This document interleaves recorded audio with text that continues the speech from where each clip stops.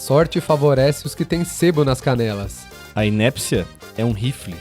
Isso foi pra tu, que é roto, aprender a respeitar o rasgado.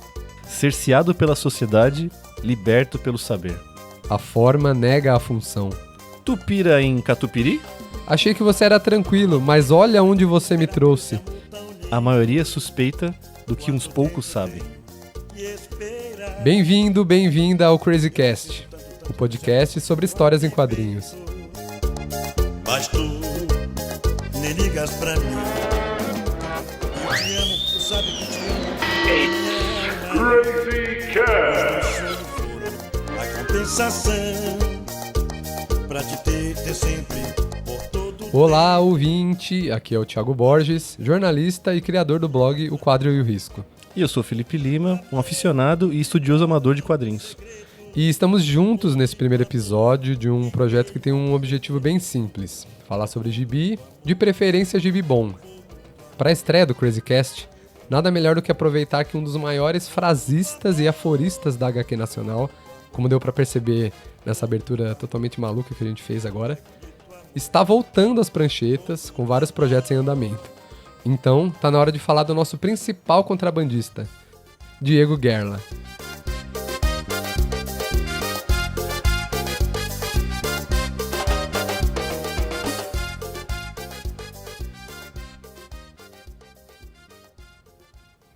Ei, rapidinho. Antes da gente começar, a gente precisa falar da situação do Rio Grande do Sul. Espero que, se você está ouvindo esse episódio no futuro, as coisas já tenham melhorado faz muito, muito tempo. Mas no momento as pessoas precisam da sua ajuda para reconstruir suas vidas, incluindo colegas quadrinistas como o próprio Guerla. Então, por favor, faça a sua doação usando os links que a gente deixou na descrição do episódio. A gente agradece demais.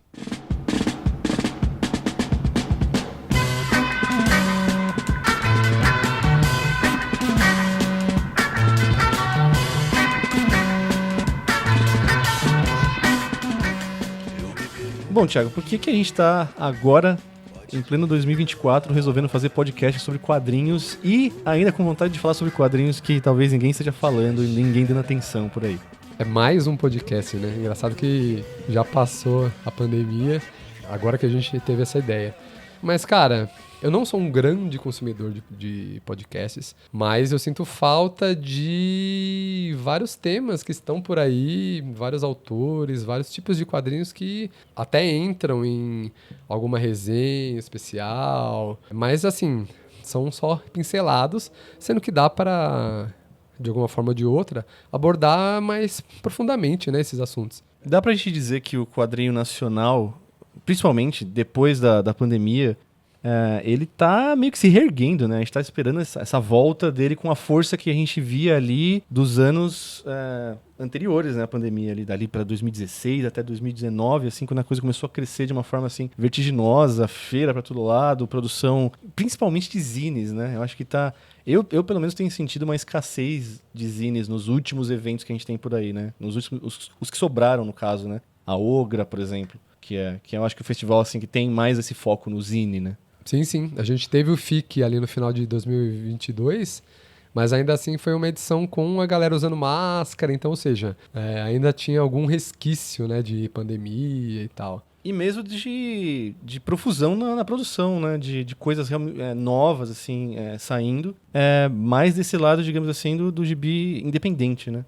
E é por isso que a gente escolheu o Diego Guerla para falar nesse episódio de estreia do Crazycast, exatamente porque ele é um símbolo do quadrinho nacional, no sentido de talvez ele incorporar essa questão do quadrinista que faz tudo, o verdadeiro quadrinista independente, underground, autoral. Então, a pessoa que vai imprimir, que vai rodar o zine, que vai refilar, que vai grampear, vai mandar no correio para quem comprou. E é uma produção, assim, já de cara muito vasta, né? Tipo, a quantidade de páginas que o cara foi capaz de soltar aí durante os anos, né? Nesse sentido mesmo, assim, fazendo pelo...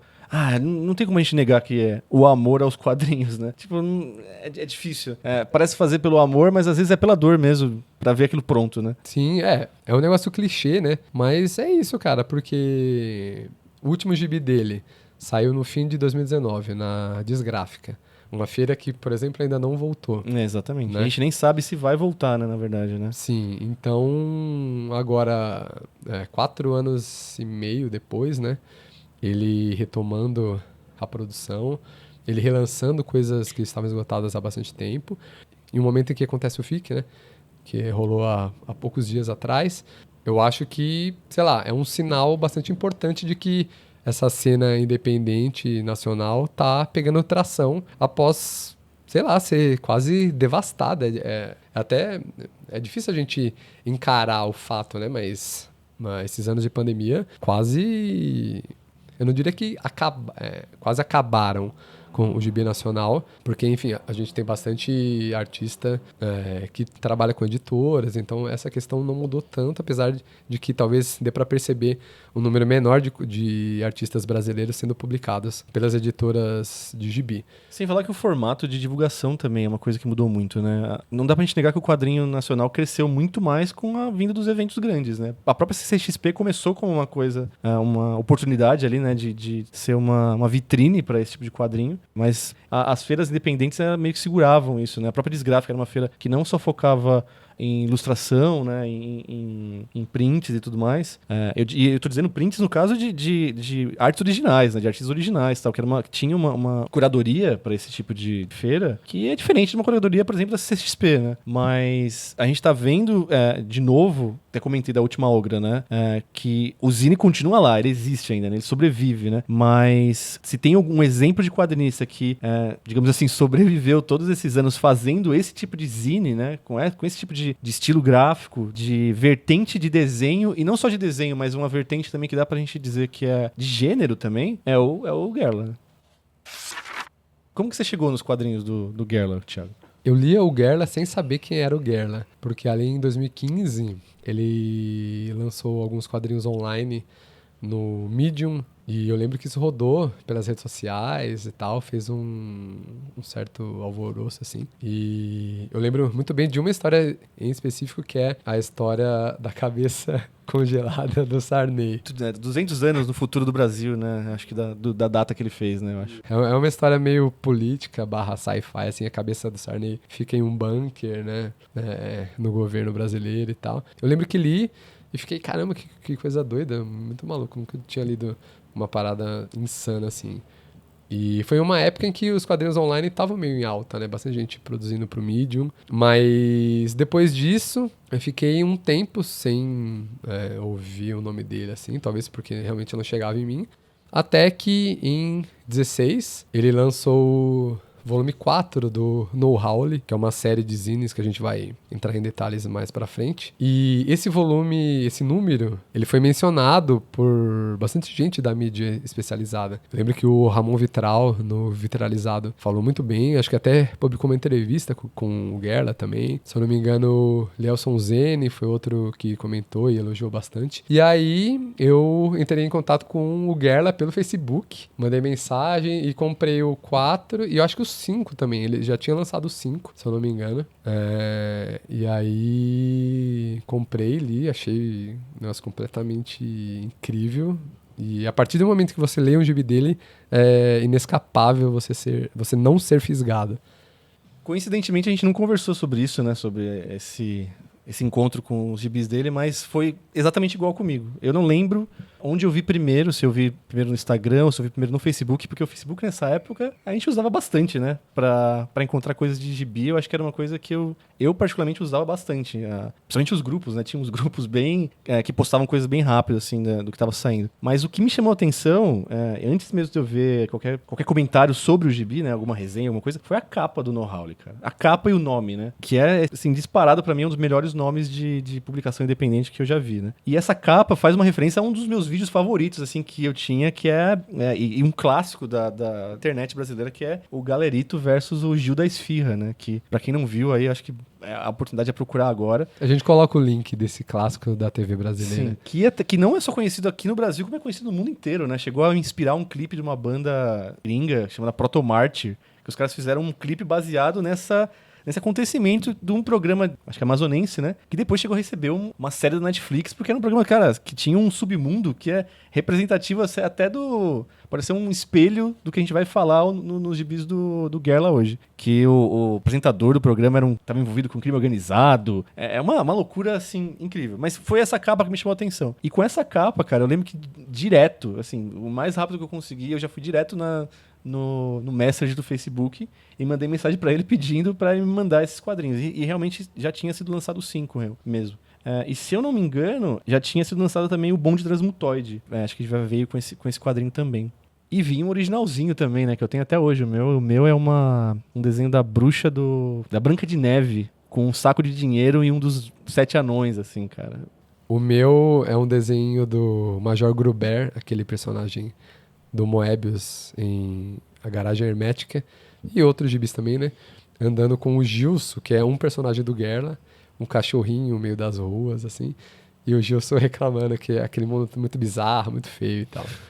Cara, meio que a gente sem querer falou, trouxe alguns dos elementos das referências que o Gerla traz nos gibis dele, né? E dessa linha de humor que ele segue, né? De uma tradição de humor que a gente não vê muito hoje, é meio singular hoje na produção do quadrinho nacional, né? Que, sei lá, a gente pode meio que voltar lá na Animal e na Circo, que eram publicações focadas meio no humor, né? Mas também nos quadrinhos mais subversivos, né? Em histórias subversivas e tal, mas sempre com esse foco em ser engraçado, né? E esse humor é um humor, digamos, até um pouco antiquado hoje em dia, porque ele se baseia muito na questão do aforismo, da frase feita, do bordão, algo que meio que ele pega, e aí a gente volta para a questão do contrabando. O Gerla é bem isso, né? Uhum. Ele gosta de contrabandear coisa aqui e ali e junta nesse formato totalmente insano dos gibis que ele faz.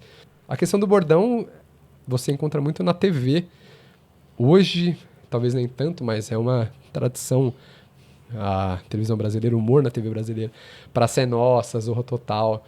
E Hermes e Renato, né, também. Hermes e Renato, exatamente. Essa questão de algumas sketches bem marcadas, né? O roteiro tá rolando e aí do nada meio que para acontecer uma cena engraçada que você vai se mijar de rir. E aí ele vai seguir falando sobre morte, tiroteio e assim por diante. Então, mas em quadrinho, eu acho que o único outro quadrinista que eu penso que tem uma produção que talvez segue essa mesma linha, né, de trazer essa coisa ao mesmo tempo que não diferencia a alta de baixa cultura e junta as duas numa só, além de ter o texto bem prolixo, é o Bruno Maron, né, que também tem um lance ali no traço, né, que pode ser parecido do Gerla, numa questão de gênero, né, numa questão de estilo de traço, mas eu ainda separo muito bem as produções dele, porque, por exemplo, o Maron é muito mais do quadrinho curto, né, ou até do cartoon, ou da tira, né? Da gag mais rápida. Exatamente. E o Gerla já é um cara que já construiu desde sempre, né? Mesmo lá, desde a primeira produção dele lá com a Pina Coderal, mais historinhas, né? Focado nesse lance da historinha do gibizinho, né? Construção do personagem. Um negócio muito legal é como ele tem carinho pelos personagens, né? Ele consegue construir ótimos arcos. Você vê que ele se preocupa com o destino dos personagens. Quando o personagem vai morrer, ele não morre ali, tipo, de qualquer jeito, sem ser esquecido. Então, é uma produção bastante única e por isso se encaixa perfeitamente como tema desse episódio de estreia, porque essa produção única do Gerla simboliza o quadrinista independente nacional, né, que tem que ralar pra caramba, e também mostra um recorte específico de um tipo de quadrinho brasileiro. E agora, depois de um hiato aí na produção dele, o Gerla tá voltando com um lançamento novo, o Alvorada dos Corações Macabros, um quadrinho com mais de 100 páginas, cara. Diferentemente dos zines antigos, né, que tinham ali, em média, acho que o maior deles tem 48 páginas. A gente tá bem ansioso por esse quadrinho aí, que a gente já leu, inclusive, né? E tem também uma coletânea com todos os volumes de No Howley, que no momento estão esgotados, né? Até porque ele precisa fazer, por exemplo, se alguém pede, ele precisa fazer, então ele faz umas tiragens ao longo dos tempos, anuncia, ó, tem No Howley, né? E quem quiser compra, esgotou.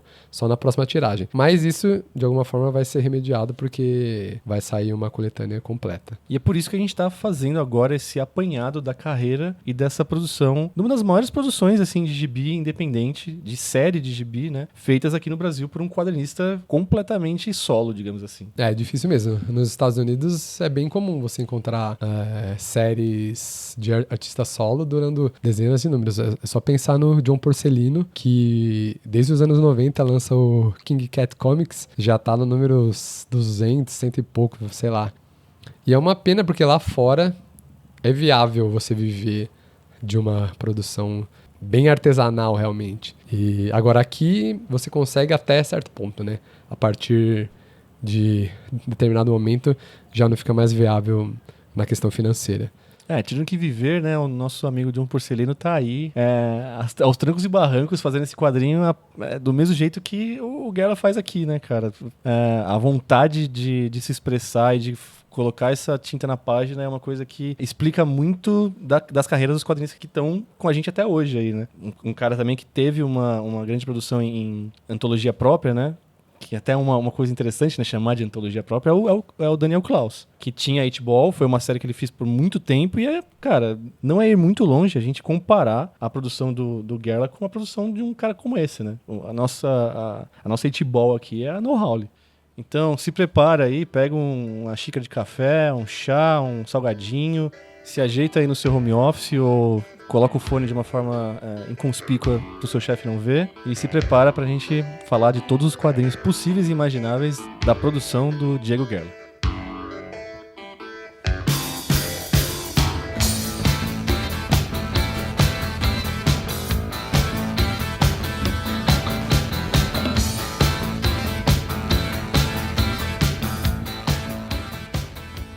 O Gerla começa a publicar quadrinho com umas histórias bem malucas no estilo de super-herói, que são passadas num universo, numa cidade chamada Pinacoteral.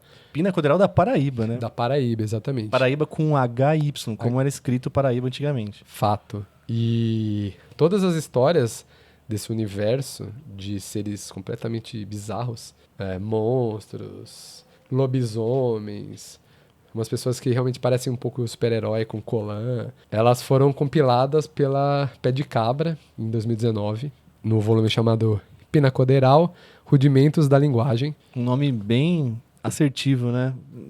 Principalmente por um cara que é, digamos, bem crítico, né? Tem uma autocrítica muito grande sobre o seu próprio trabalho, né? O Gerla, como muito artista que quer fazer gibi, ele começa inspirado em quadrinho de super-herói. Tem um texto muito bom na internet que se chama... Se faço, não erro. Exatamente. Eu vou deixar esse ato falho aí porque é perfeito para esse tema.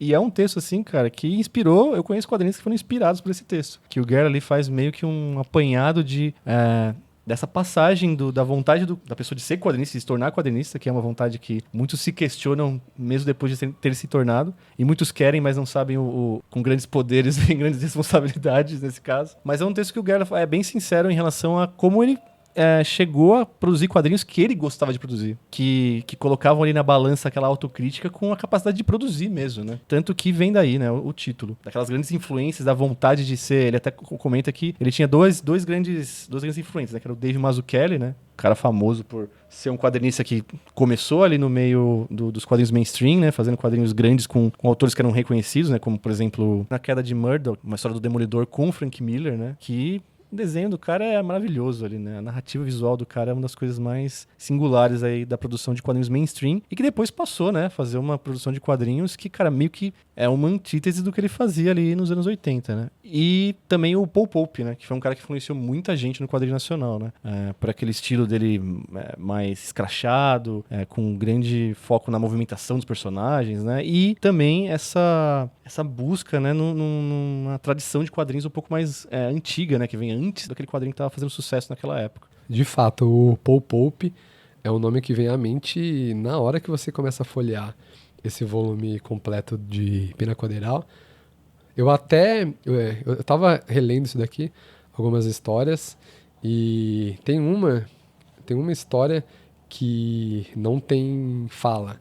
É só uma longa sequência de luta entre dois personagens. E na hora eu pensei, caramba, parece coisa do Paul Pope. Será que o Gerla gostava dele? E alguns dias depois eu li esse texto. E aí que clicou. Falei, óbvio, né? Mas, de fato, esses super-heróis aqui de Pinacoteral, eles fogem dessa ideia básica, né?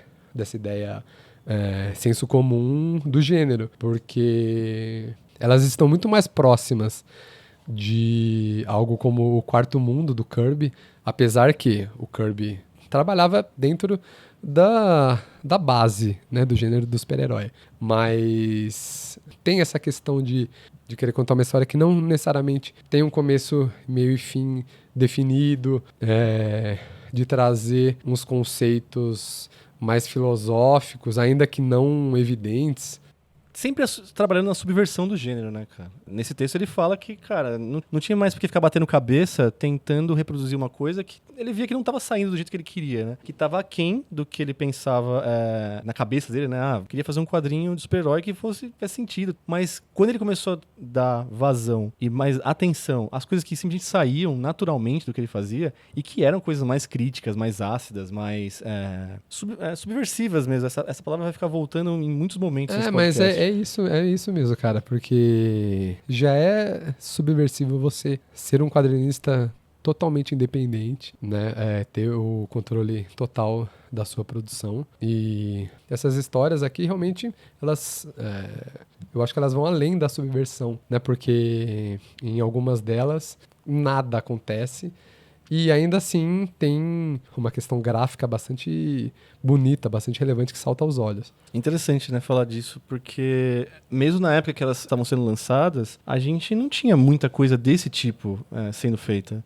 Não mesmo, assim. As histórias que o Paul Pope fazia ali nos anos 90 já eram, digamos, nesse estilo, assim, o 100%, o Heavy Liquid, mas ainda assim, elas meio que...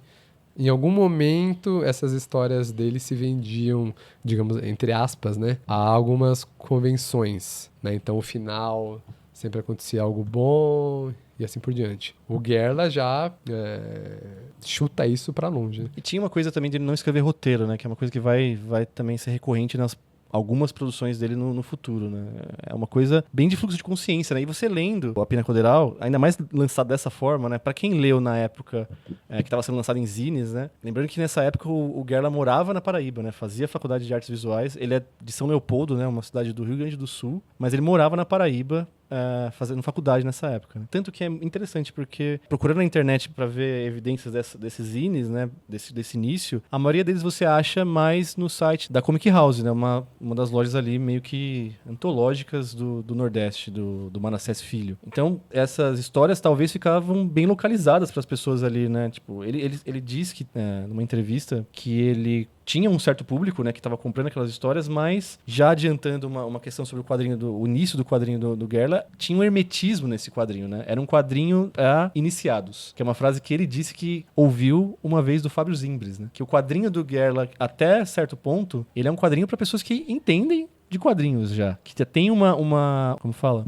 Uma vivência no meio, né? Exato. Conhece até mesmo algumas convenções de gênero, como histórias se movem. E dá pra dizer que funciona melhor esse início de produção dele para pessoas que são mais iniciadas mesmo. Nessa época, uma grande influência do Gerla foi o Klaus, né? Sim. Daniel Klaus.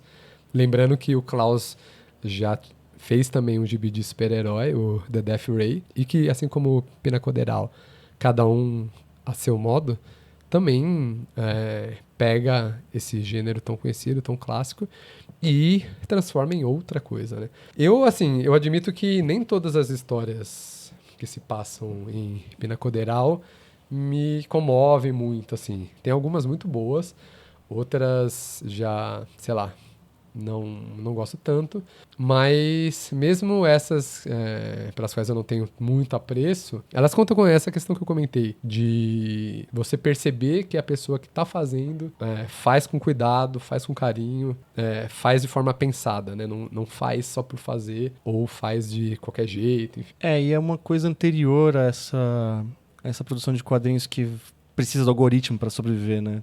que talvez se dilua num mundo de dados e precise ter um certo jeito, uma certa forma para poder existir e continuar existindo. Mas, voltando aos personagens do Guerra, um dos personagens principais é o Boy Rochedo, né? Que é um cara, assim, o espírito de tudo que é ser massa. Esse tipo de construção do Guerra em personagens é uma coisa, assim... O Boy Rochedo tem essa coisa do cara sair de casa e ver o que acontece, né? E tratar das coisas e ver o que acontece. Tem uma história que ele luta com uma aranha, não é? Que é uma bizarrice sem fim. Que vira uma mulher, é essa? Eu acho que é. Mas você comentou que você não acha algumas histórias tão, assim, relevantes. Mas eu acho que tem uma coisa que dá pra tirar sem problema nenhum, que é o desenho, né, cara? O desenho é... Se você acompanhar aqui como foi colocado, né, na forma mais cronológica possível das obras e ler o texto do Gerla sobre ele lidando com o próprio desenho dele, você consegue ver a evolução dele de uma tentativa de fazer aquele traço mais certinho, né? Pra ele ir pra um lance, cara, que tá completamente um traço desconexo, com uma arte final rabiscada, escrachada, ali entre quase como um sketch, né? E esse volume da Pé de Cabra, com todas as histórias de Pinacoteral, tem um pós-fácil gigante, são quase umas 10 páginas de texto do Gerla, comentando sobre a época, sobre como ele encarava o trabalho dele lá no início da carreira. Eu sempre fico fascinado quando eu leio algum texto dele, porque ele se mostra um cara bem erudito, né? Se você pega um know-how, você pensa, putz, o cara fala das coisas mais bizarras, mais mundanas, mais rasteiras possíveis, mas existe esse contraponto de ele ser um cara bastante erudito, bastante intelectual em relação ao que ele faz, ao que ele produz. É um desses contrapontos, né? Desses contrassensos que só um grande artista realmente possui. E ainda no campo do super-herói, na mesma época da Pinacoteral, o Gerla faz um zine separado que vai buscar na gênese desse gênero a matéria-prima para ele fazer essa apropriação que seria vista mais forte na sequência da carreira dele. Bem o jeito Gerla de fazer quadrinhos mesmo e ir atrás do fantasma. É o primeiro herói que usou colã, né? Esses colãs, essas roupinhas coladas que os heróis ficaram famosos por usar. E também é o primeiro que usa a máscara com os olhos vazados, né? Aquela coisa tipo, colocou a máscara, então o olho dele fica branco, né? E um herói ali que é completamente o produto do seu tempo, né? Da sua época. Foi criado por um cartunista chamado Lee Falk nos anos 30 ali. E ele era um homem branco que vivia numa selva e meio que mandava ali nos nativos daquele lugar, que ficava na África, né? Certo momento ficava na Ásia, outro certo momento ficava na África, num país ficcional que ele chamava Bangala, que o Gerla até vai usar isso muito bem, assim, para fazer uma questão de apropriação e de meio que vingança ali, né? Contra esse colonialismo desse tipo de quadrinho.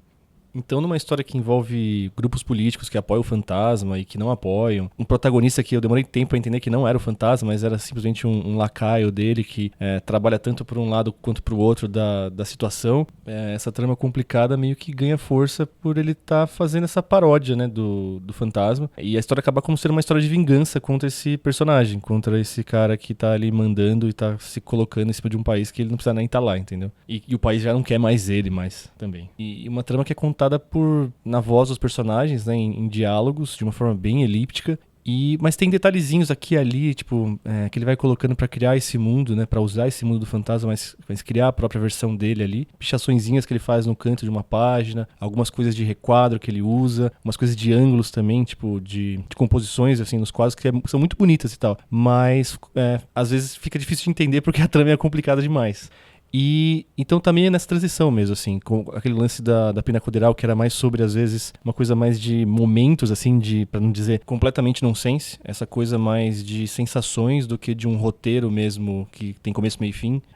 E aqui ele tá tentando já, vou tentar fazer um roteiro um pouco mais complexo, tal, um pouco mais rebuscado, com uma trama mesmo. E aí, às vezes, tem coisas que ficam difíceis de entender, numa primeira leitura e numa segunda leitura também, sinceramente. Mas é isso, vale pelo desenho, eu acho, vale a pegada de zine mesmo. E eu acho que essa história até poderia ter sido incluída na Pinacoteral por causa disso mesmo, porque era essa época de tentar, de experimentar, de fazer essas coisas, mas ela funciona muito bem com essa transição mesmo do que a gente vai ver, que é como que num gráfico, assim, uma curva de uma tentativa de simplificar desenho, simplificar histórias, simplificar temas, até o momento em que a curva dessa vontade de fazer roteiros mais complexos, de fazer histórias mais rebuscadas, vai se cruzar lá na frente durante alguns números posteriores da No Howle.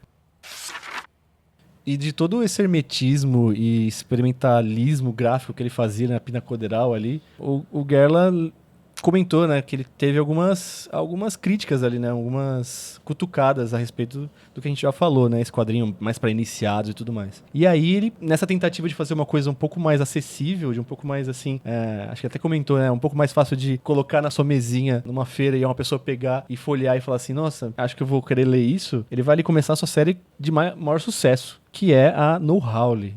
Ele coloca na primeira No Howle de todas, né? No Howle é uma expressão do léxico leopoldense que significa desconhecimento exemplar. É uma filosofia o que você encontra nas No Howle, a começar pela questão gráfica, né? Cada zininho tem uma capinha de uma cor diferente, geralmente isso vai variar de acordo com as tiragens, né? Como eu comentei, ele fazia tiragens, aí esgotava, depois ia fazer outro e usava o papel que tinha ali. E é o clássico zine grampeado, né? A capa colorida, a qualidade de impressão beirando o Xerox, né? Se não o Xerox, né? Eu acho que algumas ele fazia, inclusive, em máquina de Xerox. E aí a parte de projeto gráfico é bem completa, né? Porque sempre tem uma capa bastante chamativa, digamos assim. Ele coloca uma espécie de editorial com alguns desses aforismos que a gente citou no começo. Ele sempre faz uns desenhos na terceira e na quarta capa.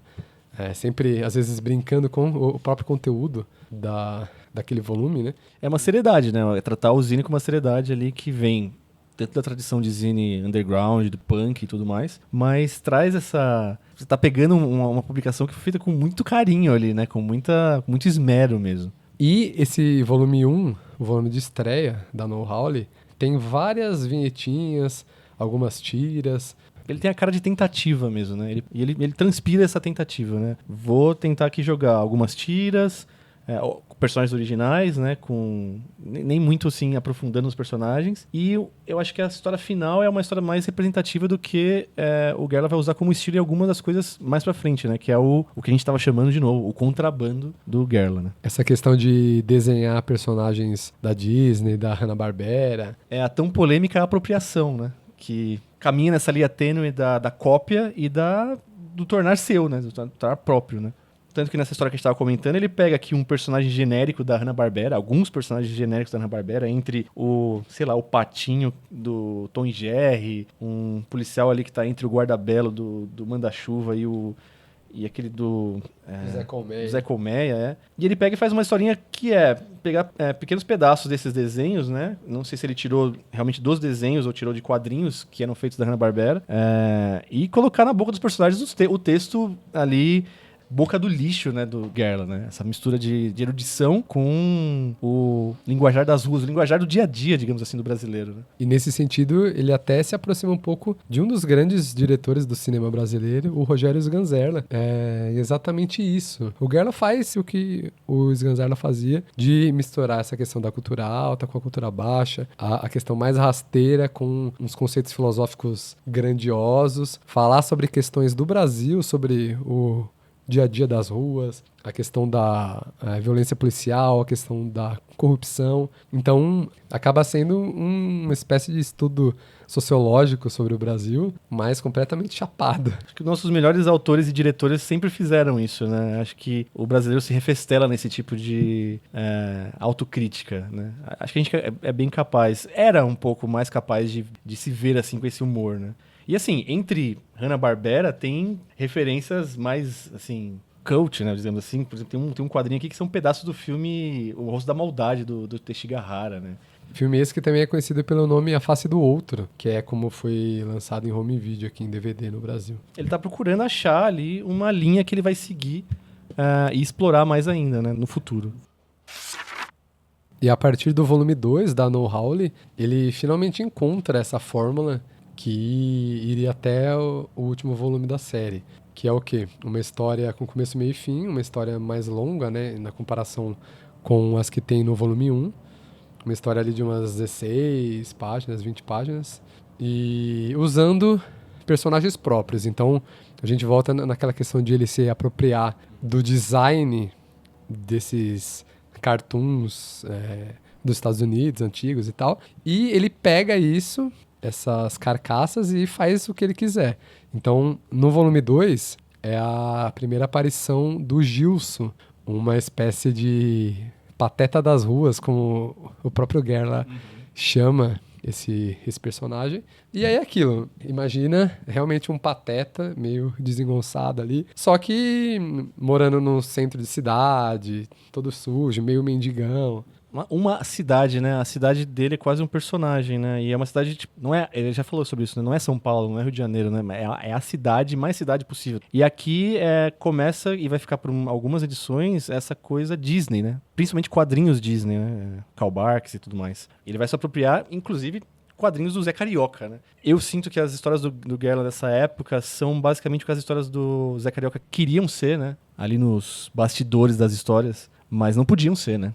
E além da gênese desse formato que ele seguiria, eu acho que a história desse segundo volume também indica o que ele passaria a fazer dali em diante. Porque são histórias policiais, na maioria das vezes, e sempre tem algum crime muito grande escondido ali por trás, meio que manchando a sociedade. E os personagens, os heróis, por acaso, acabam encontrando esse crime e até resolvendo na maioria das vezes. É difícil falar heróis, né, no caso. Acho que até o termo anti-herói já tá muito, assim, já foi usado demais, né? Os personagens do Gerla são simplesmente... Eles estão tão jogados à margem da sociedade, que também é uma característica, né, normalmente, que a gente não dá nem pra chamar eles de protagonistas, cara. Eles estão sendo levados pra aquele mundo, né, aquele submundo, aquela coisa de tentar sobreviver um real atrás do outro, assim. Eles estão andando por ali, tropeçam em alguma coisa, ou sei lá, são assaltados e aí, na sequência, encontram uma teoria da conspiração gigantesca, promete acabar com o mundo e, no fim, a coisa é resolvida da forma mais banal possível. A gente acabou sem querer descrevendo boa parte das histórias do Gerla, né? Esse número 2 vem com uma história chamada As Propriedades da Hortelã, em que o Gilson fica envolvido com um dos personagens também que vai aparecer em outras know-hows, que é o Tenente Deoclésio, que é um policial que, até onde a gente sabe, ele quer fazer tudo certo, né? Quer tentar viver uma vida certa, mas, cara, simplesmente não consegue, né? Simplesmente não consegue ser um policial, digamos, honesto nesse mundo que, assim... é opressivo para os próprios personagens que estão tentando viver ali, né? E aí, uma das características também que vem aqui, que vai perpassar vários personagens do Gerla, é essa coisa do... Até vou extrapolar um pouco aqui e falar que é um comentário sobre a masculinidade mesmo, né? Os personagens dele estão sempre ali à beira de uma masculinidade tóxica, né? Usada como humor, né? Usada para ser humorística. E aqui a gente vê um Pato, que é um personagem, é um estilo de personagem que vai ser recorrente na obra do Gerla, né? Que é esse cara, o cara que sofria bullying, o cara que era esmagado por aquele mundo e de alguma forma adquire algum poder, mas aí ele tem poder para ir contra aquela sociedade que tá ali, aquela cidade, aquelas pessoas que estão oprimindo ele, né? E, cara, isso vai voltar em muitos personagens do Gerla daqui pra frente. O volume 3 traz o Gilson de novo. E eu vou ler o recordatório do início aqui, ó. Só pra quem não conhece o gibi do Gerla, ou até quem já conhece e não lembra, pegar exatamente qual que é a abordagem que ele dá pra esses enredos. Um cachorrinho maroto que só a porra, botando pra ferver em meio a caçadores de escalpo, sanguessugas, vampiros psíquicos e alcaguetas que salpicam as calçadas de uma Babilônia análoga à sua, caro leitor. Ele é Gilson e vai ficar negativado.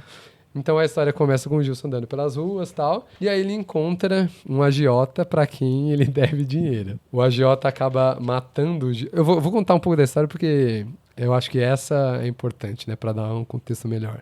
De como esses enredos surreais são conduzidos pelo Gerla. Aí o agiota mata o Gilson sem querer, tacando uma pedra na cabeça dele.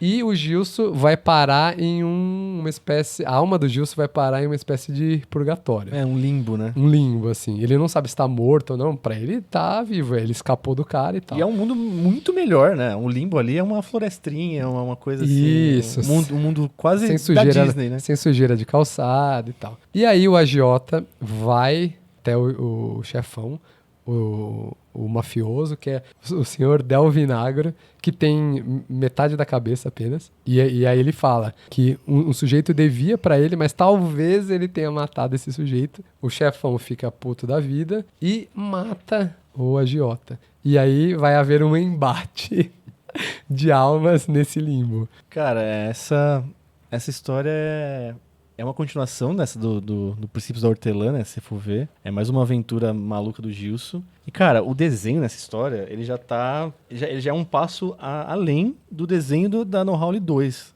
Principalmente na questão do desenho do Geralt tá ficando cada vez mais cartoonizado. Ele sempre foi detalhado, sempre foi rebuscado, sempre foi barroco, assim, né? Mas ele tá ficando cada vez mais cartoonizado. Assim, ele tá conseguindo limpar até um pouco mais as linhas dele, que era uma loucura, né, nas outras histórias. Eu ouso dizer que essa é uma das melhores artes dele, tanto na série No Howle como em qualquer gibi que ele já publicou. Ele faz uns quadros grandes com uns personagens, igual tem um aqui que é um urubu à la Disney, bem grandão, um quadro que ocupa mais da metade da página. E, cara, é um desenho belíssimo, incrível, assim.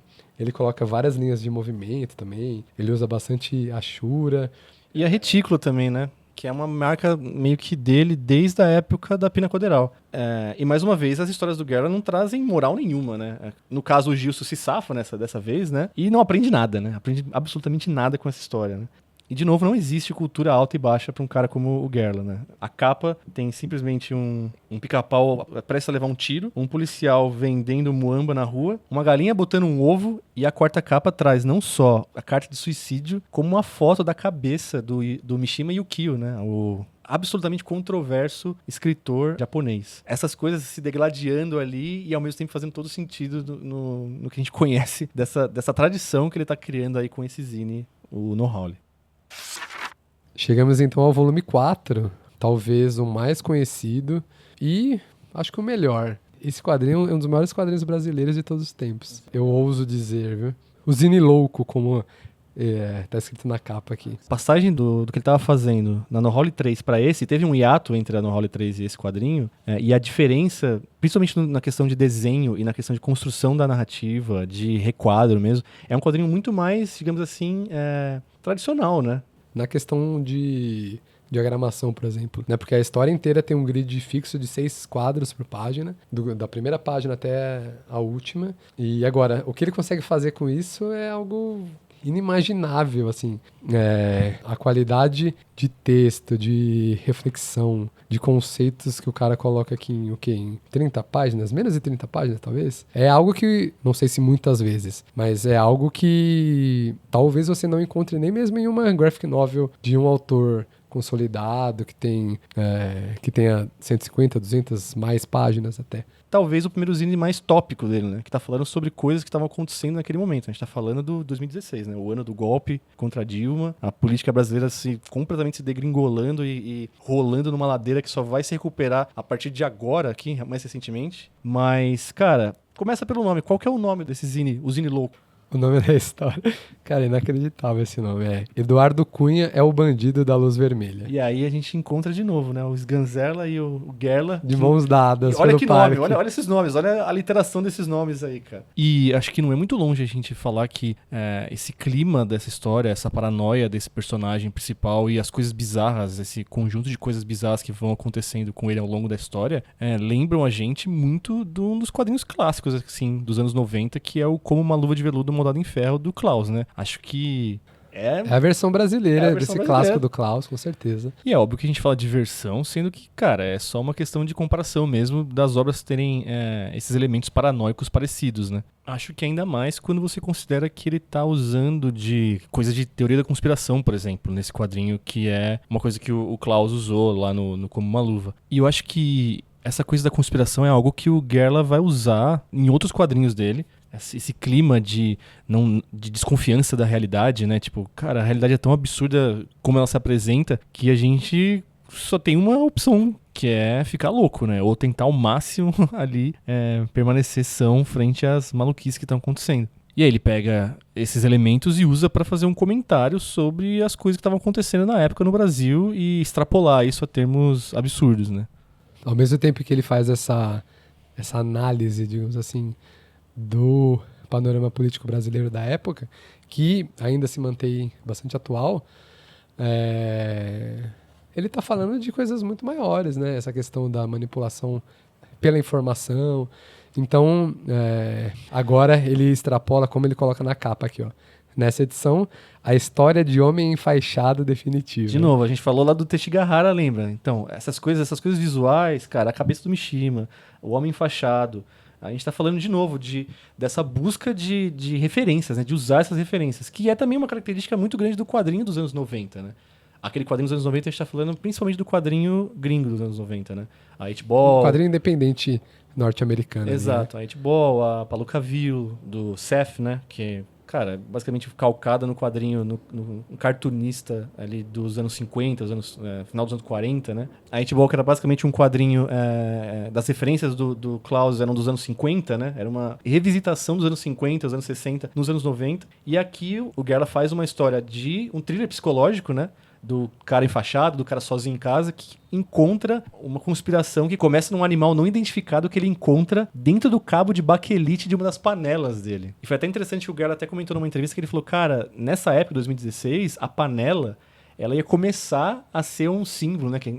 Parece até velho a gente falando... Quem lembra dos panelaços que aconteceram em 2016, né? Aquele monte de dona de casa e dono de casa lá batendo panela enquanto a Dilma fazia qualquer pronunciamento no Jornal Nacional. E uma conspiração acaba se ligando a outra, que se liga a outra, que se liga a outra, e é um negócio quase sem fim. E, de novo, ele consegue capturar esse espírito de uma época, ali de 16/17, né, toda aquela convulsão política que estava acontecendo no Brasil, mas ele consegue, ao mesmo tempo, falar de algo que se mantém até hoje, que é essa questão das fake news, de você receber uma informação, não saber se aquilo é real ou não, e mesmo assim você vai acreditar naquilo, vai repassar essa informação, vai reforçar um comportamento que aquela informação tá te mostrando. Exatamente. Esse quadrinho, ele passa por uns lugares assim que você não imagina que as coisas vão dar ali. Tipo, essa coisa do bandido da luz vermelha, que é uma hora que o cara tá na casa dele lá, tipo, alucinando e tal, e vem um cara e dá um cordel pra ele, e o nome do cordel é Eduardo Cunha, é o bandido da luz vermelha, saca? Então, desde a capa não fazer sentido com o que tá ali, né, na história, tipo, não tem referência nenhuma àquela capa, a não ser o clima de loucura total, até as coisas reais que aparecem das coisas, tipo, que ele tá realmente colocando personagens que existem na realidade, tipo, tem uma hora que aparece um José Serra lá como ministro da saúde ou algo assim, chanceler da saúde, saca? Aqueles apresentadores daquele jornal de tarde da televisão, e uma sequência de eventos que cada hora ele insere uma coisa nova ali no plot que tá assim, te distraindo e ao mesmo tempo que te intrigando sobre o que tá acontecendo. E também tem essa sequência final aqui, que ele até muda o requadro para o pontilhado, que é pra dar esse entendimento aí, que será que aconteceu, será que não aconteceu? Essa coisa assim, meio de sonho. Aliás, pesadelo, né? Que totalmente representa a gente naquela época, pra não dizer até hoje, né? É um gibi, assim, que realmente não tem paralelo com outras coisas feitas no Brasil, eu não me lembro. E meio que tem uma premonição ali com uma questão pandêmica de saúde que acontece no gibi, né? Então, é algo que o Guerra vai explorar um pouco melhor em outros gibis dele, mas, cara, esse gibi é uma coisa que tinha que estar sempre impresso e acessível pra gente sempre ler e reler. Na sequência, o volume 5, que eu acho que dá pra colocar também na lista dos maiores quadrinhos brasileiros de todos os tempos. Cara, esse eu acho que o 4 é o meu preferido, mas eu acho que o 5 é o melhor em geral da No Howl, assim. Por ele ser o melhor dos quadrinhos da No Howl, que é mais parecido com toda a produção da No Howl. Se é que eu fui claro, entendeu? Ele volta um pouco naquela tradição da No Howl 3, né? Que é o quadrinho de novo sobre... mais escrachado, sobre personagens naquela cidade maluca do Guerra e tudo mais. Isso daqui é um épico de crime, né? Então, acho que até por isso ele volta àquela cidade totalmente bizarra, largada. E, putz, é até difícil comentar, assim, porque o escopo dessa história parece bem pequeno, Mas ele é gigantesco, né? Porque ela começa com 2 caras de rua andando, conversando. Não, peraí, 2 caras de rua, você precisa descrever esses personagens, cara, porque uma das coisas especiais desse quadrinho, de novo, são as referências. Exato. Um dos caras é um pato com chapéu de Chaves. Não, é o chapéu do Chaves, cara. É um Pato Donald ali, entre um Pato Donald e um Patolino com um chapéuzinho do Chaves, cara. Do Chaves, exato. E o outro é como se fosse um humano mesmo, com um nariz gigantesco que é maior do que a cabeça dele, praticamente. E aí, eles sofrem uma abordagem policial. O policial mata o humano e o pato acaba sendo preso, né? Por desacato, enfim. O policial inventa qualquer coisa ali para o pato ser preso. De forma paralela a isso, tem a história de uma mulher que trabalha em um necrotério. E aí ela se cansa dos abusos dos chefes, né, de todos os homens que trabalham ali, pede demissão e acaba conhecendo os integrantes de um grupo político. Uma guerrilha, praticamente. Uma ali, né? guerrilha. Assim, a princípio... Né, Uma ONG. exatamente. A princípio não se sabe o que esse grupo faz, enfim. E aí ela acaba entrando para esse grupo. E ainda tem um terceiro enredo que envolve a eleição para prefeito dessa cidade. O prefeito que é um gambá O Gambô. e que chama Gambô. Gambiox, né? Aux, né? Como Exato. escrito em francês, né? Cara, que tá envolvido, manda num esquema gigantesco ali, né? De corrupção que envolve a polícia, que envolve a galera do necrotério e tudo mais. Exato. E esses 3 enredos vão andando até que eles se cruzam de uma forma completamente épica, climática e explosiva possível. Continuando nessa linha mais tópica, né, mais comentário social que ficou clara na No Hall 4, né?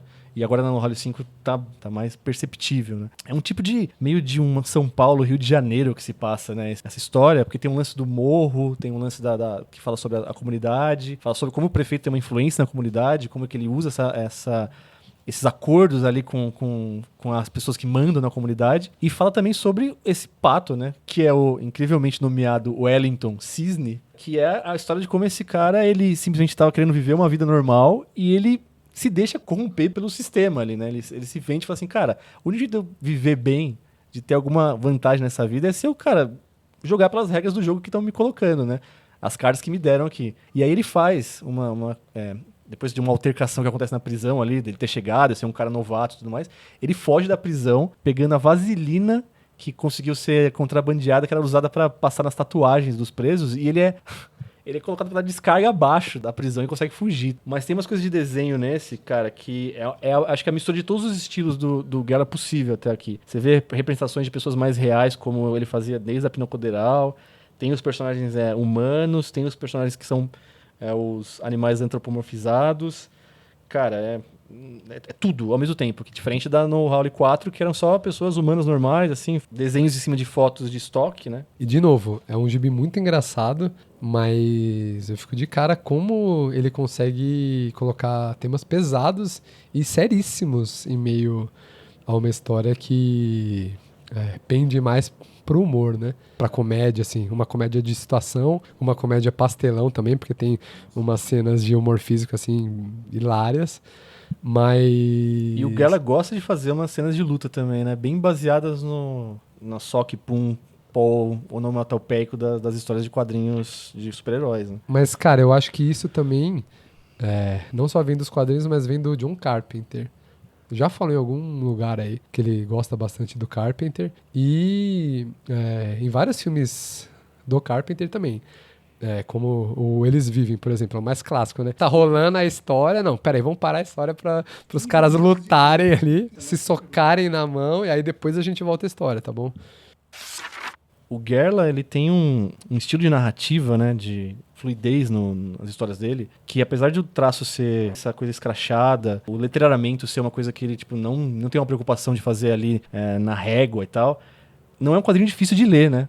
Às vezes a dificuldade de ler em algumas partes, principalmente nas partes de luta, são assim, fazem sentido pro tipo de resultado que ele tá buscando ali. Mas, cara, a narrativa desse quadrinho aqui, cara, Karl Barks total, assim, é um quadrinho claro pra você ler. Você sabe do que tá acontecendo de um quadro para outro. E esse também tem uma grade fixa, né, de quadros, né? Ela segue essa grade de 4x2 até o final do quadrinho. Ainda sobre narrativa, eu acho incrível como ele costura essas 3 histórias, que a princípio não tem nada em comum, E por bastante tempo elas ficam separadas até que você percebe que algo muito grandioso vai acontecer no final e vai juntar todos esses personagens em um mesmo espaço, em um mesmo ambiente físico, né? Ele mete até um flashback que é genial. Genial esse É flashback. absurdamente genial. E tem uma mudança de requadro também nessa hora, né? Pra mostrar que é o flashback. Isso, né? exatamente. Ele usa o requadro pontilhado, assim, né? Traçado, né? Isso, exatamente. Que é o quê? Vai acontecer um atentado, né? Sem entrar em muitos detalhes, para quem não leu ainda. Vai acontecer um atentado e o Wellington Cisne tá meio que envolvido. O destino joga ele nessa trama macabra aí. E ele tá em um bar esperando os sinais, né? Pra realmente agir ou não. E ele tá com uma arma colada embaixo da camiseta, Sim. assim, e o dono do bar percebe que ele tá com uma arma. E nesse momento entra um flashback para mostrar como o Wellington adquire a arma. E nessa sequência tem um momento completamente engraçado, que é o quê? O dealer, né, que tá vendendo a arma para ele, Que é um golfinho, né? Um boto. um boto, exato, um boto de regata e uma bermudinha de bolinha. Aí ele fala, pô, tô sem coldre. Aí o Wellington pergunta, tem durex? A tecnologia do povo é à vontade. Enquanto ele tá passando durex e colocando a arma atrás nas costas dele, assim, com durex. E aí, mais pro final, vai caminhar pra um lance que ele meio que triplica uma das cenas famosas ali do Taxi Driver, né? Do provável atentado que vai acontecer contra o candidato a prefeito. Sim, mas eu acho que também tem muito de o pagamento final do Brian de Palma, aquele terceiro ato em que algo muito ruim vai acontecer e você não sabe com quem isso vai acontecer. Ele usa umas coisas de humor, assim, pastelão nessa hora aqui, porque o pato é muito pequeno, ele não consegue ver o que vai acontecer, então ele não sabe quem atirar. Algumas das pessoas ali da ONG estão traindo o pessoal, e aí no final você descobre que era o candidato a vice-prefeito, que é uma preguiça, que tava planejando tudo. Cara, é uma loucura isso. E o final, que é um dos finais, assim, mais felizes das histórias apesar de parecer meio abrupto, mas é um dos finais mais felizes das histórias dele. Que é o pato que encontra finalmente o amor da vida dele. E acaba a história. Depois de outro hiato, o Gerla faz o No Holly 6, que é um dos mais divisivos entre os fãs, entre a crítica. Basicamente, ele copia todo o layout do desenho de uma história do Zé Carioca, e aí coloca os personagens dele e coloca o enredo dele. O Gerla chegou a falar em entrevista que essa foi divisiva porque ele tentou fazer uma coisa assim, cara, baseado nos diretores que ele gosta, né? Como o Michael Haneke, que ele chega a citar, de chegarem a fazer uma coisa diferente uma hora, né? Fazer uma coisa completamente diferente, né? Tentar. É uma história meio sem terceiro ato, né? É uma história que, de certa forma, parece também algum filme do Michelangelo Antonioni, tipo o Blow Up, em que existe um mistério. No caso, é o sumiço do Anacleto Fukuda, um trabalhador da cooperativa Gesseiros Unidos de Itaquereúma dos Montes. A história abre com uma reunião dessa cooperativa, os colegas de trabalho do Sr. Fukuda tentando encontrá-lo. Ele era um dos caras tentando encontrar, né? Porque a galera já não aguenta mais esse cara obcecado por isso, né? Como que é o nome dele? É o Zitor Valles, um colega do Anacleto, que realmente entra em uma espiral de obsessão para tentar encontrar o amigo sumido. Só que assim, o resto dos colegas já estão de saco cheio, porque o cara só fala nisso, só pensa nisso. Até a vida familiar dele acaba meio ficando comprometida por essa questão. Ele começa a achar que tem códigos na carta uma carta que o Anacleto deixou, assim. Ele fica, de novo, o cara obcecado, o cara que se deixa levar por não entender a realidade e tenta tirar daquilo algum sentido, tá ligado? De novo. E de uma realidade em que ele não tem controle algum. Sim. E aí, como ele consegue pegar essa história bobinha do Zé Carioca, né, cara? Que tem um momento ali que os caras vão pescar, uma coisa assim, bem, bem boba, assim, de pescar, pesquei, mas pesquei uma bota. E mesmo dentro desse contexto, ele consegue inventar alguma coisa pra fazer essa história dele funcionar, né? E acho que vale a gente contar o final dessa história, porque o final é o que faz a história. Sim, né? Além da mudança de foco do plot também, né? Depois desse lance da bota aí, que em vez de pegar uma bota, eles pegam um fantasminha. Um fantasminha com uma cara triste. Totalmente não explicado, que o Zito Orvalles acredita ser o espírito do Anacleto, cara. Exato. E aí o Zito acaba até brigando com o colega que tava pescando, que foi quem puxou o fantasminha. E aí a história simplesmente deixa eles ali e vai seguir o fantasminha. Que não fala e encontra um tipo de Conde Drácula ali. Cara, eu queria entender, eu queria ler essa história do Zé Carioca original pra saber o que tava acontecendo nessa história também, né? Será que esse Conde Drácula tava lá? Ou que outro personagem tava no lugar desse Conde? E aí, cara, acontece um final, assim, muito rápido, né? Assim, muito acelerado, em que o Conde Drácula e o Fantasminha acabam numa praia e tá amanhecendo. Eles cercados de garrafas de cerveja, tomaram todas, fizeram a maior loucura na madrugada pela cidade aí. E o Drácula, o vampiro aqui, acorda assustado assim e fala uma das frases que a gente cita lá no início, que é: achei que você era tranquilo, mas olha onde você me trouxe. Um completo desespero debaixo de de uma lona, sei lá. Pra se proteger do sol que tá nascendo aí. E a história simplesmente acaba.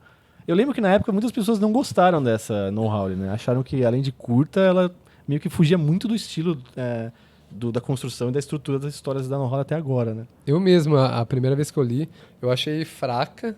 Aí eu reli depois de um tempo. Ok, gostei um pouco mais, mas ainda assim achava uma história bem das dispensáveis. E só agora, em uma segunda releitura, que eu acho que entrei mais, né? Mas assim, esse tipo de história realmente é meio que um baque quando você encontra, assim. A mesma coisa, já que eu citei o Blow Up, ano passado eu revi o Blow Up, acho que pela terceira vez, e só então eu entendi e achei que o filme realmente é uma obra-prima, né? Então, de repente, quando você encontra uma narrativa estranha, que não faz muito sentido, a não ser que o gibi seja ruim, porque aí vale abandonar mesmo, né? Mas vale você tentar entrar em contato novamente, reler, né? Pensar um pouco sobre. É um diferencial, né, na produção da No Howling como um todo, mas ele ainda é válido, assim, apesar de ser menor em comparação com os outros. No mesmo ano, ele chega a lançar uma outra No Howling, né, em 2017, e que é mais um retorno à forma, né, digamos. O jeito que ele fez é diferente, que ele falou que ele desenhou em folhas minúsculas, com uma caneta 0.1, né, que é uma caneta finíssima. Então, a qualidade do traço adquiriu uma tremedeira um pouco mais, assim, perceptível. E depois ele deu uma aumentada, né, pra sair no formato A5, né, que todas as No Howling são no formato A5, né, lembrando. E aí conta a história de dois personagens aqui, né, antropomorfizados, que é o Jimmy e o Valdomiro. O Jimmy é uma clássica doninha, uma raposa ou um texugo ali. E o Valdomiro, cara, é ninguém mais, ninguém menos que o Pateta. Não, é o Pateta, o próprio Pateta. Ali, sem as orelhinhas, usando uma touquinha um pouco mais avantajada do que o Pateta normal. Mas é o Pateta que, numa entrevista ao Papuzini, ao nosso incrível Papuzini, o Gerla soltou que o Valdomiro é primo do Gilson.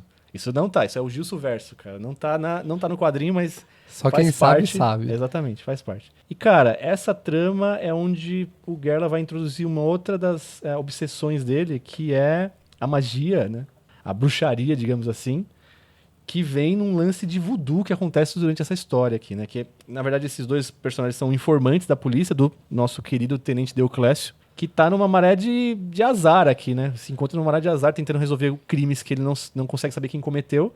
E depois você descobre que ele tava sendo hipnotizado pelo tarado da história, inclusive, pra cometer esses crimes, assim, porque o cara tava testando... Nossa, é uma loucura, né, cara? O cara tava testando pra saber se ele conseguia criar uma planta que fosse capaz de controlar as pessoas, né? Cara, eu meio que sem querer passei o rodo nessa história, falei basicamente sobre tudo que tá acontecendo aqui e, assim, é um momento maluco atrás do outro, cara. Inclusive encontrando um personagem que eu tenho quase certeza que é um mendigo que já apareceu antes, né? Ah, sim. O Mendigo Sem Nome. O Mendigo Sem Nome, É um personagem recorrente que vem desde algumas das primeiras no Hall, acho que é a 2, que é o da Hortelã. Isso, acho que ele aparece lá. Ele aparece ali, faz algumas participações especiais. Sim. Em outras histórias. Exatamente. Cara, essa história é uma loucura. Ela tem uma pegada parecida com o Hall 5, no sentido de que é uma história mais policial, né? Que fala sobre corrupção da polícia, fala sobre esse cara tarado aí que tem uma cena, assim, terrível, né? Que é o cara assistindo criança tomando banho, assim, saca? E, assim, uma coisa que vale a pena comentar aqui é a total falta de preocupação com com o politicamente correto, né? O Gela coloca na boca dos personagens dele o que os personagens falariam mesmo. Não tem por que ele deixar de fazer um personagem que é pra ser um escroto, falar como um personagem escroto. Um personagem que é pra ser uma pessoa um pouco melhor, falar como uma pessoa um pouco mais educada e tal. Que dificilmente existem nas histórias dele, né? Eu acho até que por abordar uns temas bem pesados, né? Esse, por exemplo, passa por cima ali de pedofilia e tal. Ele aborda realmente sem falso moralismo, né? Exato. A pessoa é o que ela é e não é o autor quem vai definir outra coisa. Chegamos então ao último volume de No Hall, o volume 8, que fecha esse ciclo de forma genial. É o quadrinho mais experimental do Gerla, mesmo se comparar com as maluquices que ele fazia na época da Pinacoderal. Isso daqui é aquele tipo de obra que só poderia existir dentro da mídia da qual ela faz parte, no caso, os quadrinhos. O que é esse volume 8, então, que tem a história chamada Santuários e Altares? A primeira página da história é meio que um panorama de uma calçada com várias pessoas andando ali. Uma tá encostada no poste, a outra tá passando fumando, o outro cara tá passando olhando pro lado, meio apressado, assim, né, com uma expressão esbaforida. Cada um também num estilo diferente, né? Personagens assim, convivendo ali nesse mundo do Gerla, né? Não tem essa unidade na forma como representar esses personagens, né? Cada um ali é de um jeitinho diferente. É só lembrar as outras histórias que tem animal com humano interagindo. Então, ele faz o quê? Ele enquadra em uma pessoa e mostra um momento passado da pessoa que aquela pessoa tá pensando naquele instante. Então ele dá esse zoom, digamos assim, ele enquadra na pessoa, mostra o que a pessoa tá pensando e aí enquadra de volta e vai para uma próxima pessoa e assim por diante. E aí, a cada 3 ou 4 páginas, ele mostra de novo o panorama da calçada com as pessoas tendo se movimentado. E aí fica claro que o quadrinho se passa ao longo de, sei lá, uns 10 segundos. Talvez entendeu? menos, talvez milésimos de segundo, né? A velocidade da lembrança, né? Exato. E aí ele vai mostrando essas lembranças das pessoas, essas preocupações. Tem uma moça aqui que sai com o namorado, e o namorado é um cara, um verdadeiro boy dodói, que não tá nem aí pra nada, se envolve em acidente de carro. E, tipo, a menina tá ali angustiada, fumando cigarro, e aí já corta pra um outro cara que também tá angustiado com uma outra coisa que ele viveu e que tá na mente dele ainda. É a história do garoto, essa? Essa história do garoto é muito boa. É a história do garoto, isso. É bem pesado. Que tem um contato um pouco, assim, violento com o sexo feminino nessa história. E assim por diante. E quando ele dá essas pausas para mostrar o panorama da calçada, a partir, acho que do terceiro panorama, talvez, você percebe que algo está acontecendo. E alguma coisa vão se mexendo, né? Alguma coisa está se mexendo ali, né? Isso, exatamente. E algum dos personagens está olhando para alguma coisa e está começando a fazer uma expressão de surpresa, assim, de terror. Lembrando que quando ele começa, o primeiro quadro, para começar aquele flashback, né, da pessoa, é o quadro exatamente igual ao desenho que ele mostrou anteriormente, e quando volta um desenho já diferente, né? Isso, da reação da pessoa. Um instante depois. Exatamente. E assim vai até que o final da história, quando ele já apresentou a mente de todos os passantes. Inclusive do cachorro, né? Inclusive do cachorro, exatamente. A história acaba como se fosse um desenho animado. Do nada também, você não espera, acontece algo... Você pode falar o que acontece, não tem problema. Pode falar, né? Sim, exatamente. Cai um piano em cima de um dos personagens ali e fim embaixo. Exatamente. A reação das pessoas aparece mais evidente, né, antes de cair o piano. Uma das sutilezas que eu gosto muito dessa reação é que o cachorro reage primeiro que todo mundo. Ele é o primeiro que está levantado vendo que vai acontecer alguma coisa.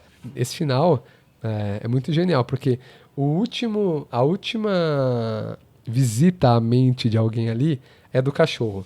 Aí na sequência já tem um panorama com umas pessoas esbarrando nas outras, tentando correr, o cachorro levantando. O seguinte, é o panorama já mostrando o piano caindo em cima de um dos caras e o cara, tipo, aquele instante que ele sabe, eu vou morrer e não tenho o que fazer. E aí, a página seguinte são, putz, é um negócio genial, que são closes. Então, close em um óculos pisado no chão, close em uma placa de um carro que tá passando, que tá estacionado, na verdade, close em uma placa que caiu, close em uns santinhos colados no poste, close na banquinha de um vendedor ambulante que tava ali do lado, e o close final no cachorro latindo, e aí corta para a página seguinte, o panorama da calçada novamente, com o piano já completamente matado o cara e todo mundo olhando com cara de surpresa. Eu lembro que quando eu li essa primeira vez, cara, eu acho que logo quando eu peguei, foi na Desgráfica, né, de 2018, logo quando eu peguei eu já li, assim, de cara, assim, já voltei lendo.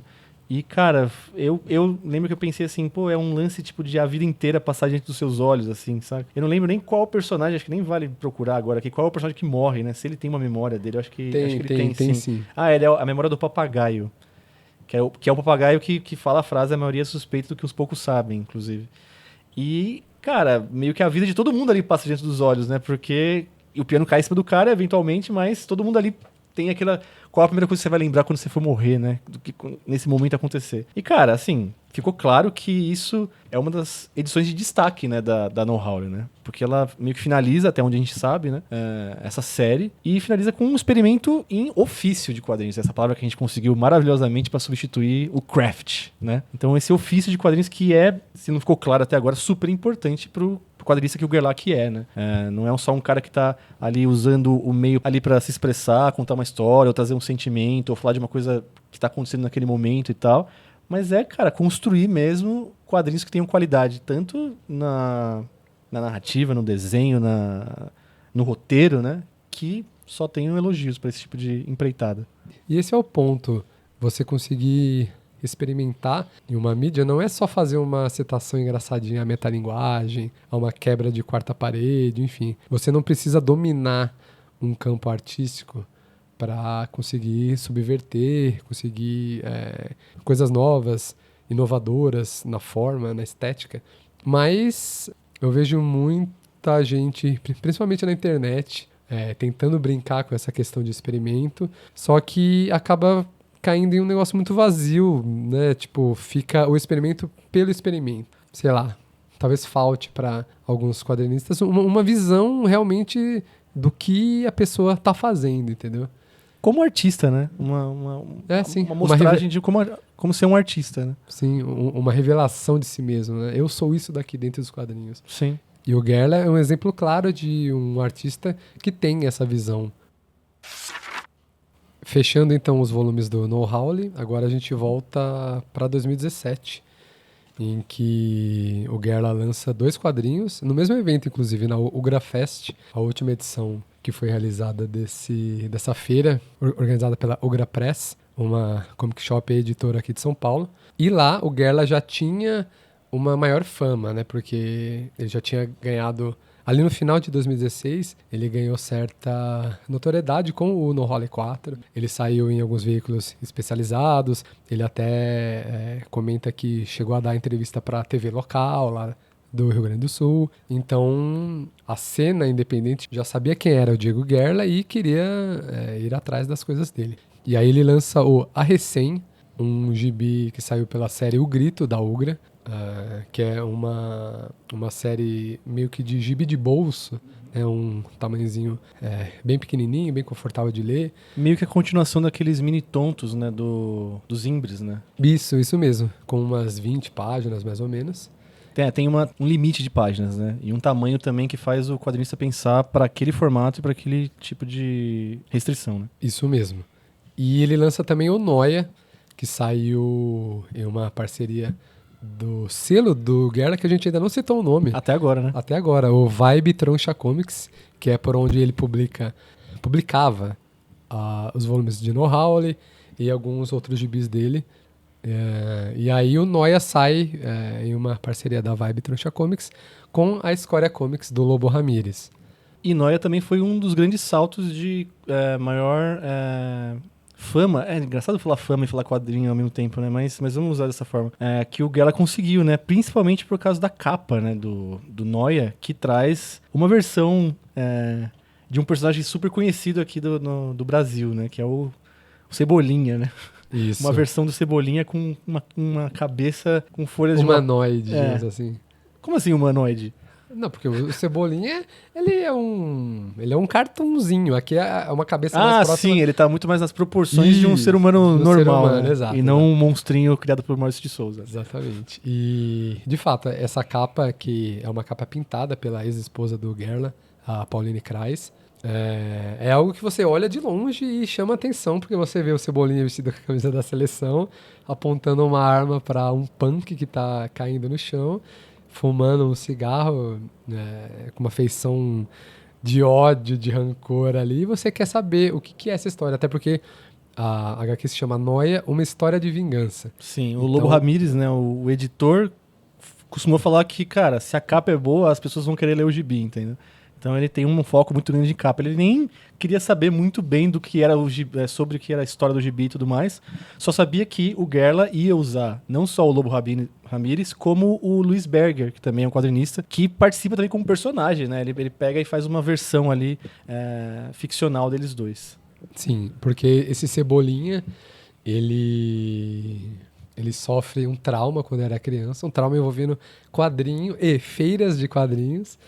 E aí ele cresce totalmente revoltado ali, até que explode um momento e vai tentar acertar as contas com esses dois quadrinistas, o Lobo, as versões ficcionais do Lobo e do Berger. Mais uma vez um personagem num seu dia de fúria, né?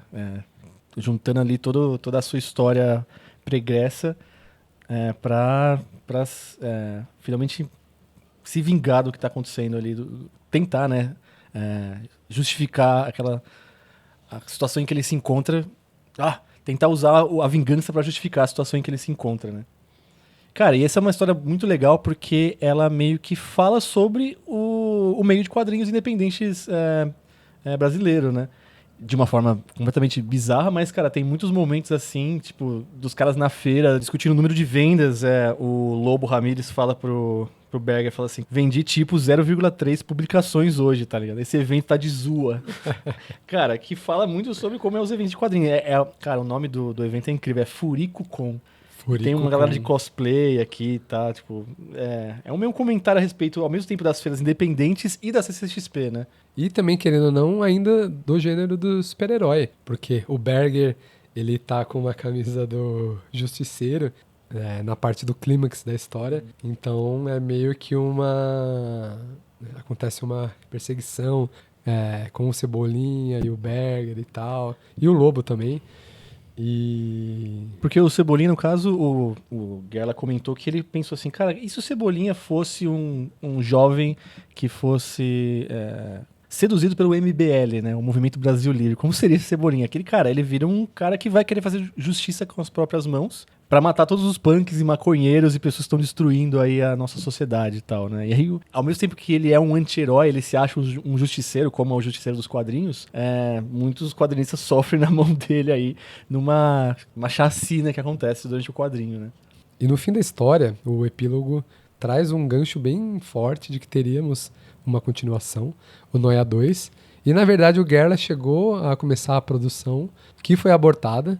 E, enfim, a gente torce para que ele retome algum dia e seja lançado. Ou quem sabe saia pelo menos as páginas que existem, né? Pra gente ter esse gostinho de como ia continuar. Porque foi bem num estilo, assim, dentro do que estava sendo parodiado, né? Deixar esse gancho para uma próxima edição, né? E, cara, eu acho que é uma das mais violentas histórias do Gerla, né? Tipo assim, esse é uma perseguição e violência, e tiro e facada e tudo mais.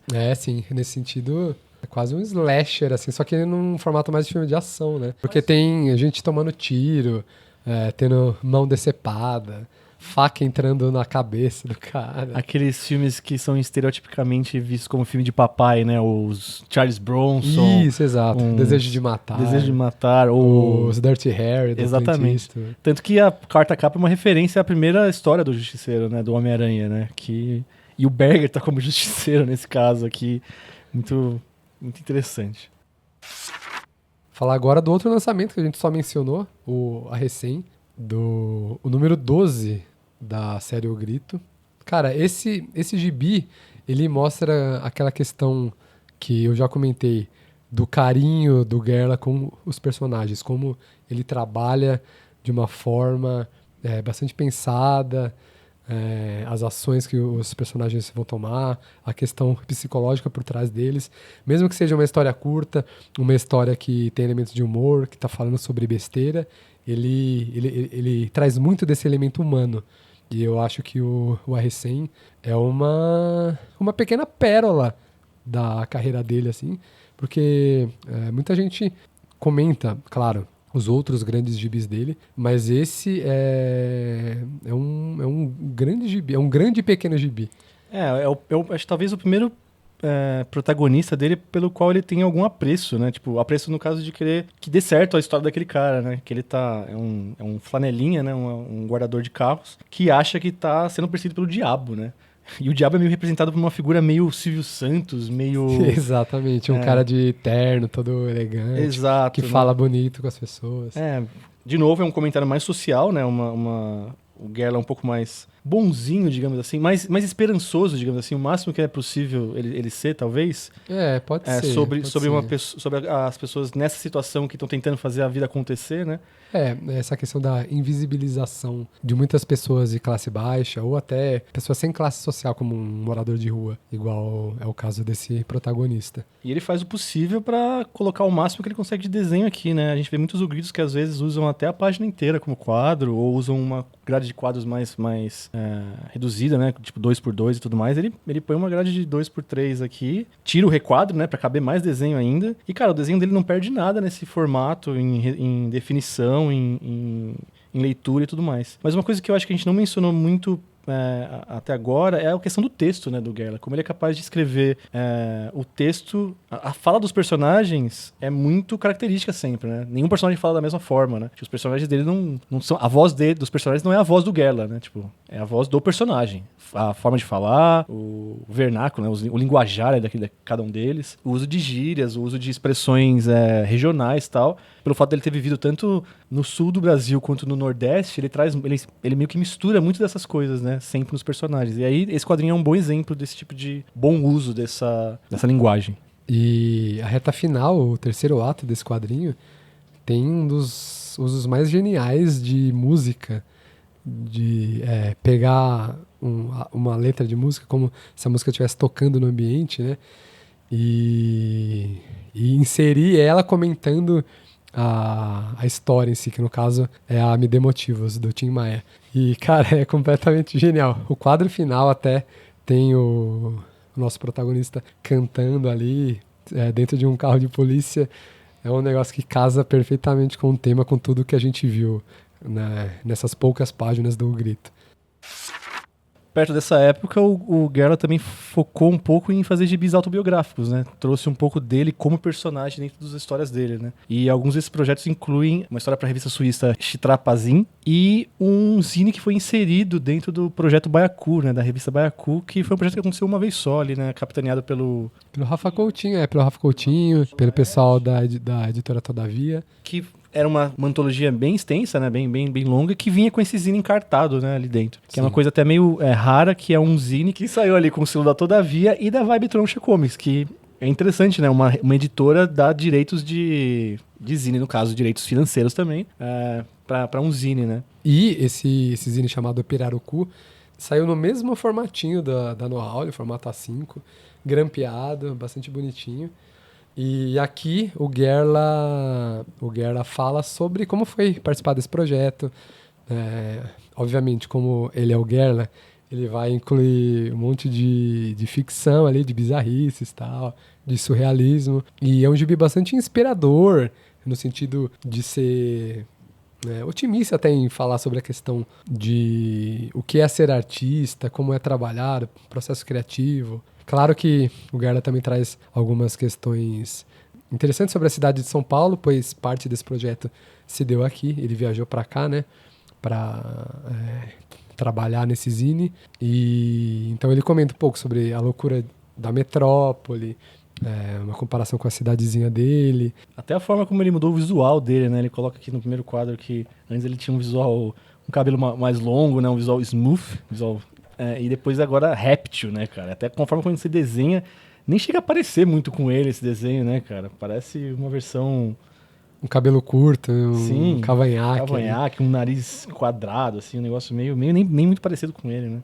Então, foi bastante curioso ver essa faceta do Gerla de fazer quadrinho autobiográfico, mas que, de certa forma, foge um pouco à questão de só focar na vida e na visão da pessoa sobre o que está acontecendo naquele momento, né, da vida dela.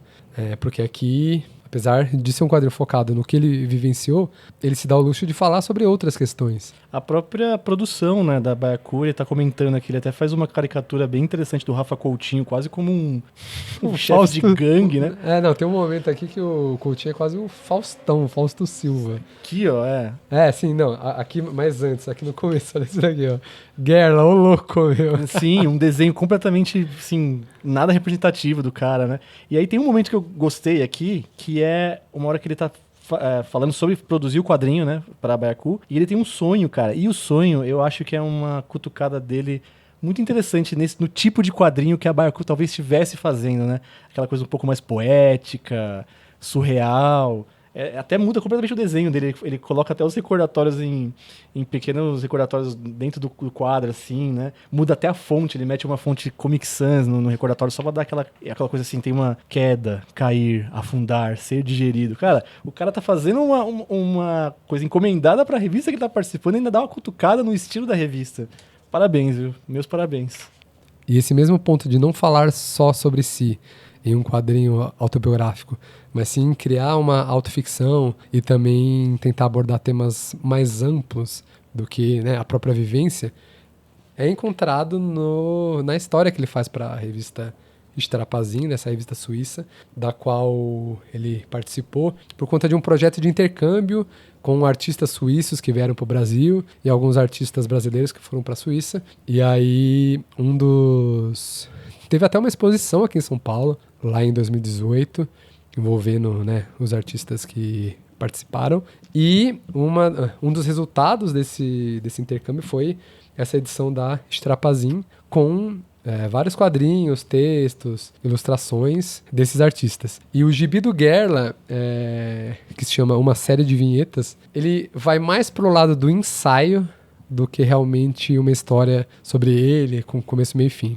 Algo novo até agora, né, pra ele, né? Sim, não, exatamente. E, é uma visão, lendo as outras coisas dele, você não imagina que ele seria capaz de fazer algo tão diferente, digamos assim. Ou que ele teria vontade mesmo, né? Tão focado em historinha, né? Em fazer... Sim. E eu falo sempre historinha nesse sentido numa forma elogiosa, né? Sim, tipo, exato. A questão de ter um roteiro, um começo e meio e fim. Exato. Sim, e então essa história ela parte para esse lado do ensaio, o ensaio visual, em que ele comenta sobre estereótipos, clichês, né? Então, muito dentro do trabalho dele, né? Exato, porque o que ele mais usa é frases clichê na boca de personagens que são clichês por si só. E aí ele meio que faz um estudo sobre os estereótipos suíços e os brasileiros, ao mesmo tempo em que se coloca como um brasileiro em um país estrangeiro, né, que não... apesar do mundo globalizado em que a gente vive, é um país que não compartilha os mesmos valores, mesma cultura, enfim. E isso abre caminho para ele falar sobre questões políticas, sobre questões de comportamento. É um desvio da carreira dele, assim. É até bastante diferente, apesar de estar meio que na mesma aura do quadrinho autobiográfico, é bem diferente do que ele faz na Pirarucu, por exemplo. Eu espero que ele volte a fazer mais histórias desse tipo, se colocando como um comentarista, né, do mundo, das coisas ao redor dele. O Gerla cada vez mais saindo daquele mundinho dele de historinhas, né, e indo comentar o que está acontecendo no mundo, né? Desde ali da No Hall 4 até agora, é uma linha que ele não largou, né? Se você for ver, mesmo as histórias dele que eram mais naquele estilo Disney do lixo, ainda já começam a incorporar esses elementos. E aí chega no momento em que, no meio da pandemia, né, na verdade, ele é convidado pelo IMS, o Instituto Moreira Salles, faz uma exposição online de quadrinhos, né, uma encomenda de quadrinhos de alguns quadrinistas brasileiros, entre eles o Gerla, a Marília Mars também, e ele faz um quadrinho autobiográfico sobre a pandemia, né? Cara, eu acho que é a primeira vez que ele abre o coração dele de Gerla ali, é o que ele deixa o começo meio Harvey Pickard dessa história que você falou aí do comentário e, cara, abre muito mais o coração dele, né? É uma história cujo nome é impronunciável. Exatamente, né? Porque são vários símbolos, como se fosse alguém xingando em um gibi infantil, né? Que exatamente. É meio censurado, assim, que é exclamação, jogo da velha, arroba e tal. De fato, é um gibi sobre a vivência dele ali na pandemia, né, isolado em casa, com a sogra passando por um tratamento de câncer. Então, imagina, né? Morte no noticiário, por todos os lados. Realmente um momento bem difícil para todo mundo, né? Para o mundo inteiro. E, sei lá, acho que para um artista que vive muito dessa questão ao menos um quadrinista, né, brasileiro, independente, que vive muito dessa questão do tete-a-tete com o leitor em feira, em loja, foi realmente um momento complicadíssimo. É o que a gente falou lá no começo. A pandemia quase devastou a cena independente brasileira. Que bom que as coisas estão voltando ao seu normal. E a gente tem um relato ali, no calor do momento, no meio daquela insanidade toda, sobre como foi sobreviver, né? Acho que além de viver, né? Todo mundo que está vivo aqui hoje, a gente é herói.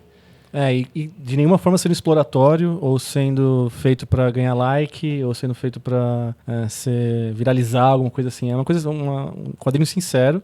E que não perde em nada na linguagem de quadrinhos, porque ele está fazendo ali um paralelo entre a questão da sogra, entre a iminência da morte, entender a própria morte, entender o valor da vida mesmo ali. E, cara, tem alguns dos momentos mais poéticos da obra do Gerlach até agora, né, cara? Que é aquela coisa assim, às vezes você olha o que ele fez até agora, você não vai imaginar que ele é incapaz de fazer uma história dessa. Mas talvez ele você não imagina que ele vai tocar nesses pontos como ele tocou nessa história. Mas eu acho que para falar mais sobre isso, vale voltar no vídeo do Papuzini, que até eu gravei com o Carlos na época. Foi um dos últimos vídeos do Papuzini, inclusive, que a gente fala bastante dessa história naquele momento que estava acontecendo, para mais comentários. Aliás, esse é um quadrinho que poderia ganhar uma edição impressa, porque ele só foi publicado online, tá até hoje no site do IMS, vale procurar, mas poderia ser impresso também. Totalmente. Um zinezinho vale muito a pena.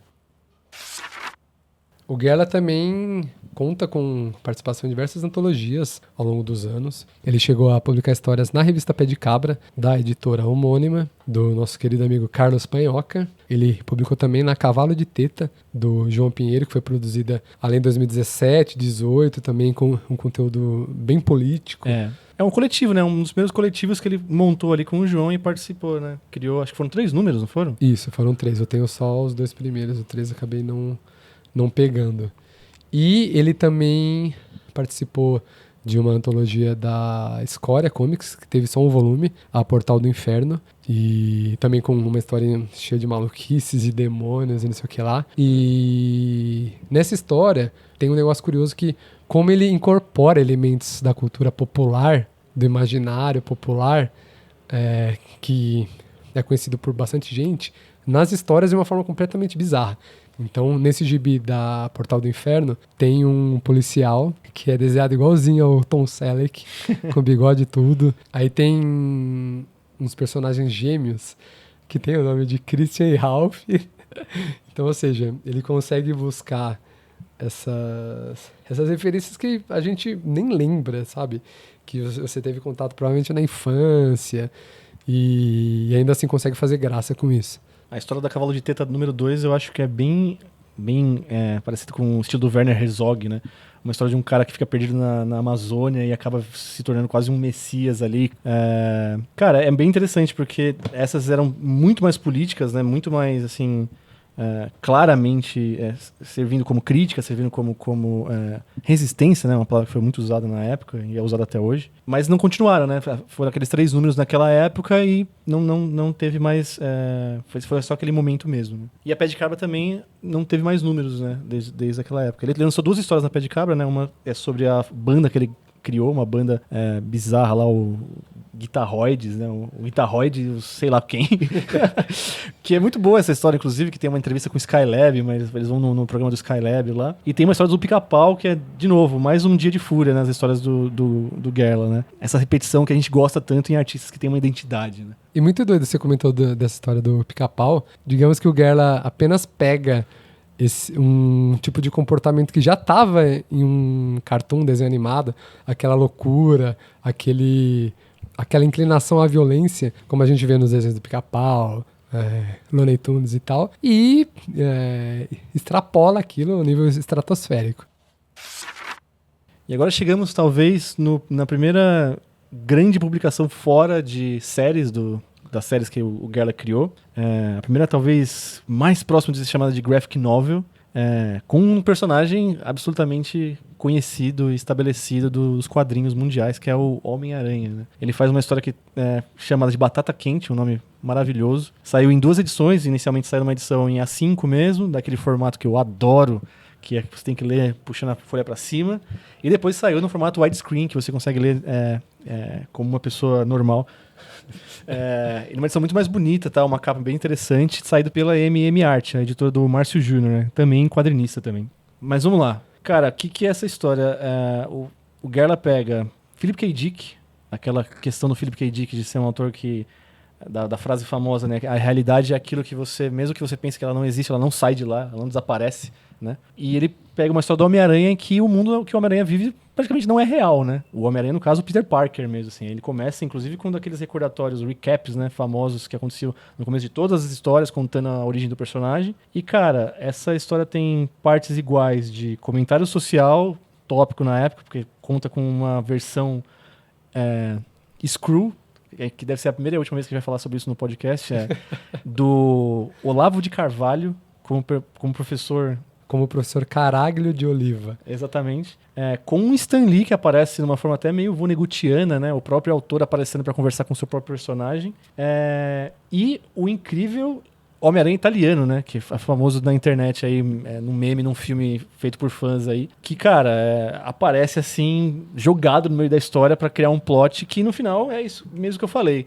É o Homem-Aranha tendo que lidar ali com aquela realidade dele que não faz sentido. De novo, sendo um adolescente que tá, assim, pendendo para ser um adolescente do tipo que hoje em dia a gente chama de ou incel ou red pill, né? Tanto que ele vai na faculdade ver uma palestra do nosso morto há muito tempo já, Olavo de Carvalho, né? E aqui a gente precisa entrar em uma influência que paira sobre o Gerla, que a gente ainda não comentou, que fica muito clara aqui no Batata Quente, mas que, olhando em retrospecto, dá para perceber também bastante desse artista, que é o Steve Ditko, um dos co-criadores do Homem-Aranha. De acordo com ele, o criador solo do Homem-Aranha, né? Exatamente. E porque muito da personalidade difícil do Ditko tá aqui nesse personagem do Peter Parker. A questão de que o Ditko, a partir de um determinado momento da vida, passa a seguir aquela filosofia objetivista. Da Ayn Rand, né? Aquela isso, exatamente. Filósofa piradinha. Exatamente. Que, de certa forma, é um precursor dessa cultura de Red Pill. Exatamente. Da pessoa fazer as coisas pelos seus próprios meios e tudo mais, e não ser esmagado por uma sociedade que o censura e tudo mais. Isso, sim. E isso casa completamente com o tema, porque o Gibi fala sobre a busca por si mesmo, né? Exato. Quem é esse Peter Parker?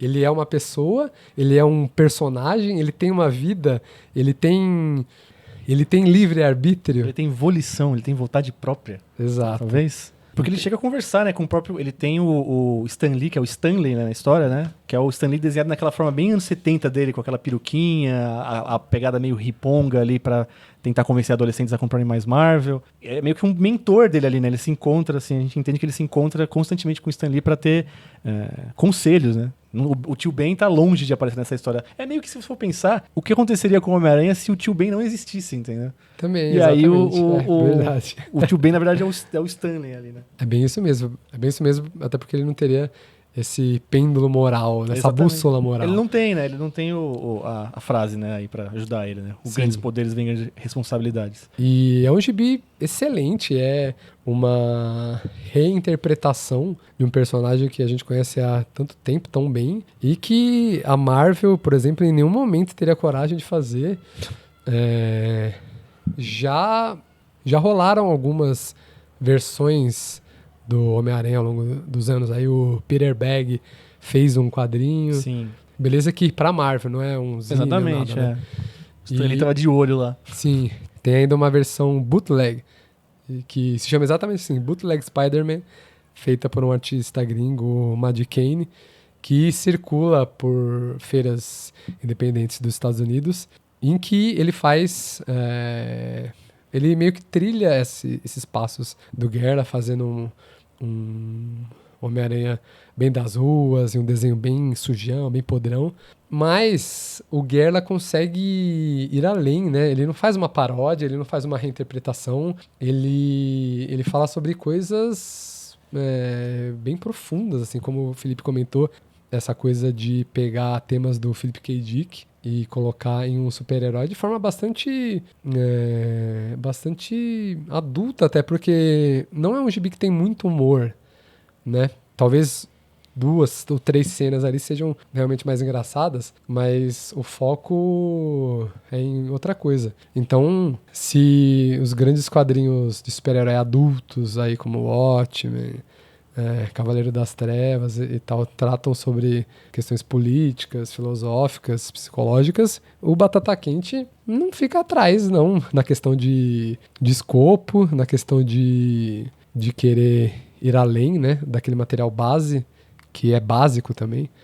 E o uso dele, que ele faz da narrativa conhecida do Dítico, né? Daqueles quadros, às vezes, bem retangulares, bem fininhos, assim, né? Tipo, de colocar os personagens todos bem angulosos e tudo mais. Tem uma parte aqui da alucinação do Homem-Aranha também, que é bem interessante, que é bem do Dítico e tal.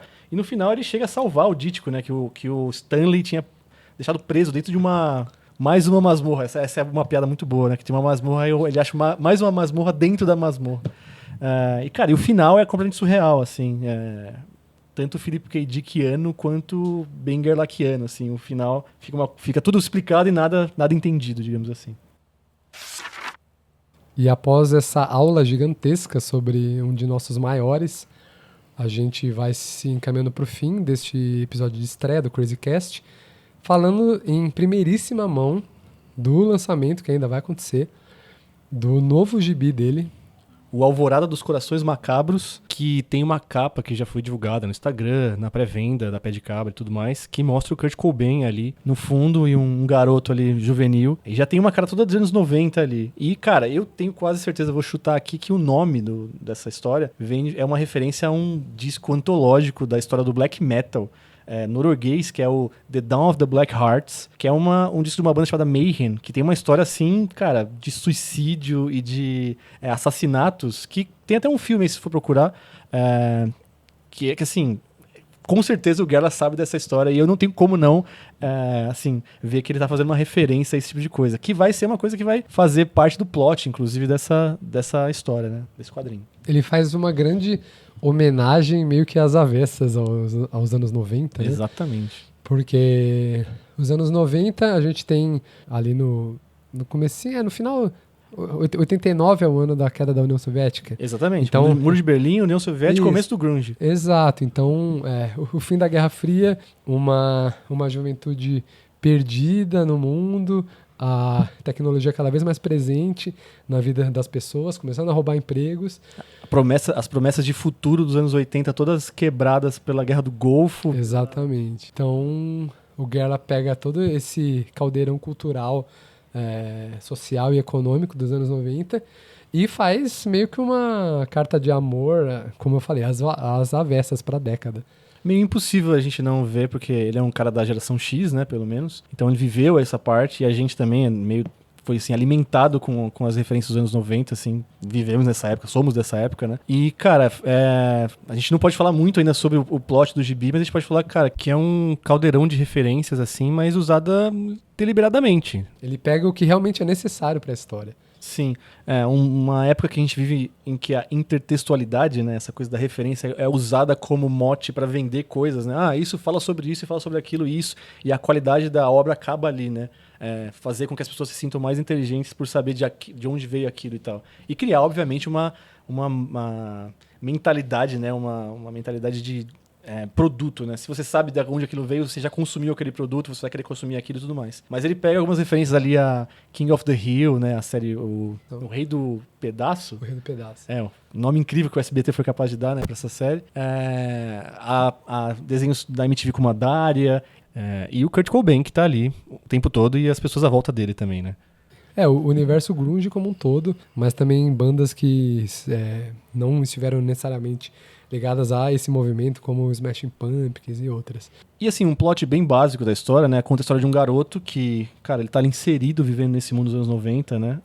Os amigos dele ali, as pessoas que estão à volta dele são arquétipos ali dos personagens que a gente encontrava nos desenhos e filmes e na cultura dos anos 90. E ele acha que ele tá fazendo parte... Ele descobriu, né, um plot, assim, da teoria da conspiração, de novo, isso aparecendo nos trabalhos do Gerla, né? Extraterrestre pra matar algumas pessoas, e ele acredita que sabe por que o Kurt Cobain se matou. E aí, a partir disso, acontece uma história que é uma loucura, que tá, um cara, muito inserida, e uma forma até, digamos assim, amadurecida dos temas que o Gerla tratou. Todas essas histórias que a gente falou, só que elevado de novo, né? Ele consegue extrapolar ainda mais esse tipo de coisa. O quadrinho é muito engraçado, obviamente. Tem cenas hilárias, tem umas viradas de roteiro completamente inesperadas, que você fica de queixo caído, assim. E é curioso, porque o quadrinho meio que se divide em duas partes, né? Em três, talvez, exato. Ele fala sobre essa questão, né, da cultura, da geração dos anos 90, fala sobre esse plot alienígena que está ameaçando a Terra e quem está envolvido nisso dentro da cena musical, né, dos Estados Unidos ou não. E a reta final muda completamente porque a abordagem do quadrinho muda e envereda por caminhos inesperados. Uma análise bem, talvez, desesperançosa da geração dos anos 90 ali, da juventude noventista, né? Porque ele pega a palavra alienação, que é muito usada para definir a juventude dos anos 90. Ele pega esse termo, a palavra alienação, e leva às últimas consequências. E, cara, eu falei de maturidade nesse trabalho, né? Porque a gente falou muito do Gerla procurando se encontrar ali no começo, a gente falou do Gerla achando um lugar comum em que ele pudesse usar ali com facilidade, né? As paródias, o uso das coisas da Disney e tudo mais. A gente falou de um Gerla que começou a falar de coisas políticas, começou a fazer comentários sociais, começou a fazer comentários sobre pessoas, sobre o indivíduo, né, sobre si mesmo, sobre personagens que se veem a si mesmo. Aí passou a misturar as duas coisas depois, né, falando sobre teorias da conspiração, trazendo plots que misturam as duas coisas. E agora ele chegou num ponto de maturidade que ele consegue misturar, assim, sem a gente conseguir separar uma coisa da outra, o humor com um comentário sobre alguma coisa. Então, tipo, não é uma HQ só pra você dar risada, não é uma HQ só pra você se divertir ali um momento, passar um tempo. Ela traz um comentário ali sobre alienação, como você falou, e sobre envelhecimento, né? Sobre nostalgia, sobre saber envelhecer, saber chegar a um momento e falar assim, cara, às vezes as coisas não precisam ter esse peso sempre de importância na minha vida, de formação da minha personalidade e tudo mais. Então, cara, eu acho que é um grande quadrinho, além de ser bem extenso, né? Talvez seja o maior que ele já fez. Cara, a gente tá ansioso pra ver aí isso em mãos e ver as pessoas lendo e comentando sobre ele. Chegamos então ao fim deste primeiro episódio do Crazy Cast, o primeiro de muitos, a gente espera. Foi uma honra falar sobre o Gerla, um dos grandes artistas dos quadrinhos brasileiros, que já fez vários clássicos e que tomara siga fazendo outros grandíssimos gibis por aí. Uma obra das mais vastas, assim, né? Feitas por uma pessoa só, mais de uma série de quadrinhos, assim, poucas pessoas têm no currículo uma série de quadrinhos que diga 2 ou mais, né? Ficou claro aí pra todo mundo que é um dos nossos quadrinhos preferidos, assim, que a gente quer que ele tenha anos e anos aí de produção e que possa entregar pra gente sempre coisas novas, assim, e sempre nesse sentido, né, de um cara ser sincero consigo mesmo, né, na sua obra, né? Usar aquilo pra se expressar mesmo, né? Que é o que o Guerla faz e faz muito bem. Para encontrar as coisas do Guerla, acho que vale principalmente falar com ele. Pode chamá-lo no Instagram, o @VibeTronchaComics, o comics com X no final. Ele é bastante solícito. Não sei se ele vai ter muitas dessas coisas mais antigas, até porque, como a gente falou, é ele que imprime, ele que monta e tal. Mas vale olhar também nas comic shops por aí, pelo Brasil. Na Ugra, aqui em São Paulo, na Monstra, na Etiban, na Comic House também. Na Comic Boom também? Na Comic Boom também, outra aqui de São Paulo. Lembrando que em breve o Alvorada dos Corações Macabros vai sair pela editora Pé de Cabra e uma antologia com todos os know-how vai sair pela editora Monstra, da Loja Monstra aqui em São Paulo. Então vai ficar de olho nesses 2 lançamentos imperdíveis este ano. Cara, é incrível que a gente tenha esse tipo de edição aqui no Brasil, né? Porque a gente tem, de novo, esse tipo de comparação que a gente faz com os quadrinistas gringos é porque boa parte da tradição de quadrinho que o Guerla faz não é só na tradição do quadrinho, como a gente falou, da Animal, da Circo, dos grandes humoristas e cartunistas brasileiros, mas também tá vindo nessa linha do cartoon, do cartunista e do quadrinista independente americano, né? Que tinha série, que tinha esse tipo de pegada no quadrinho. Então é incrível que a gente tenha agora, tão próximo aí ao final da No Howley, uma versão que vai compilar tudo para que as pessoas tenham acesso a esse tipo de quadrinho, cara, que é um documento, eu diria, do quadrinho independente, do quadrinho nacional. Muito obrigado a você que nos ouviu até agora.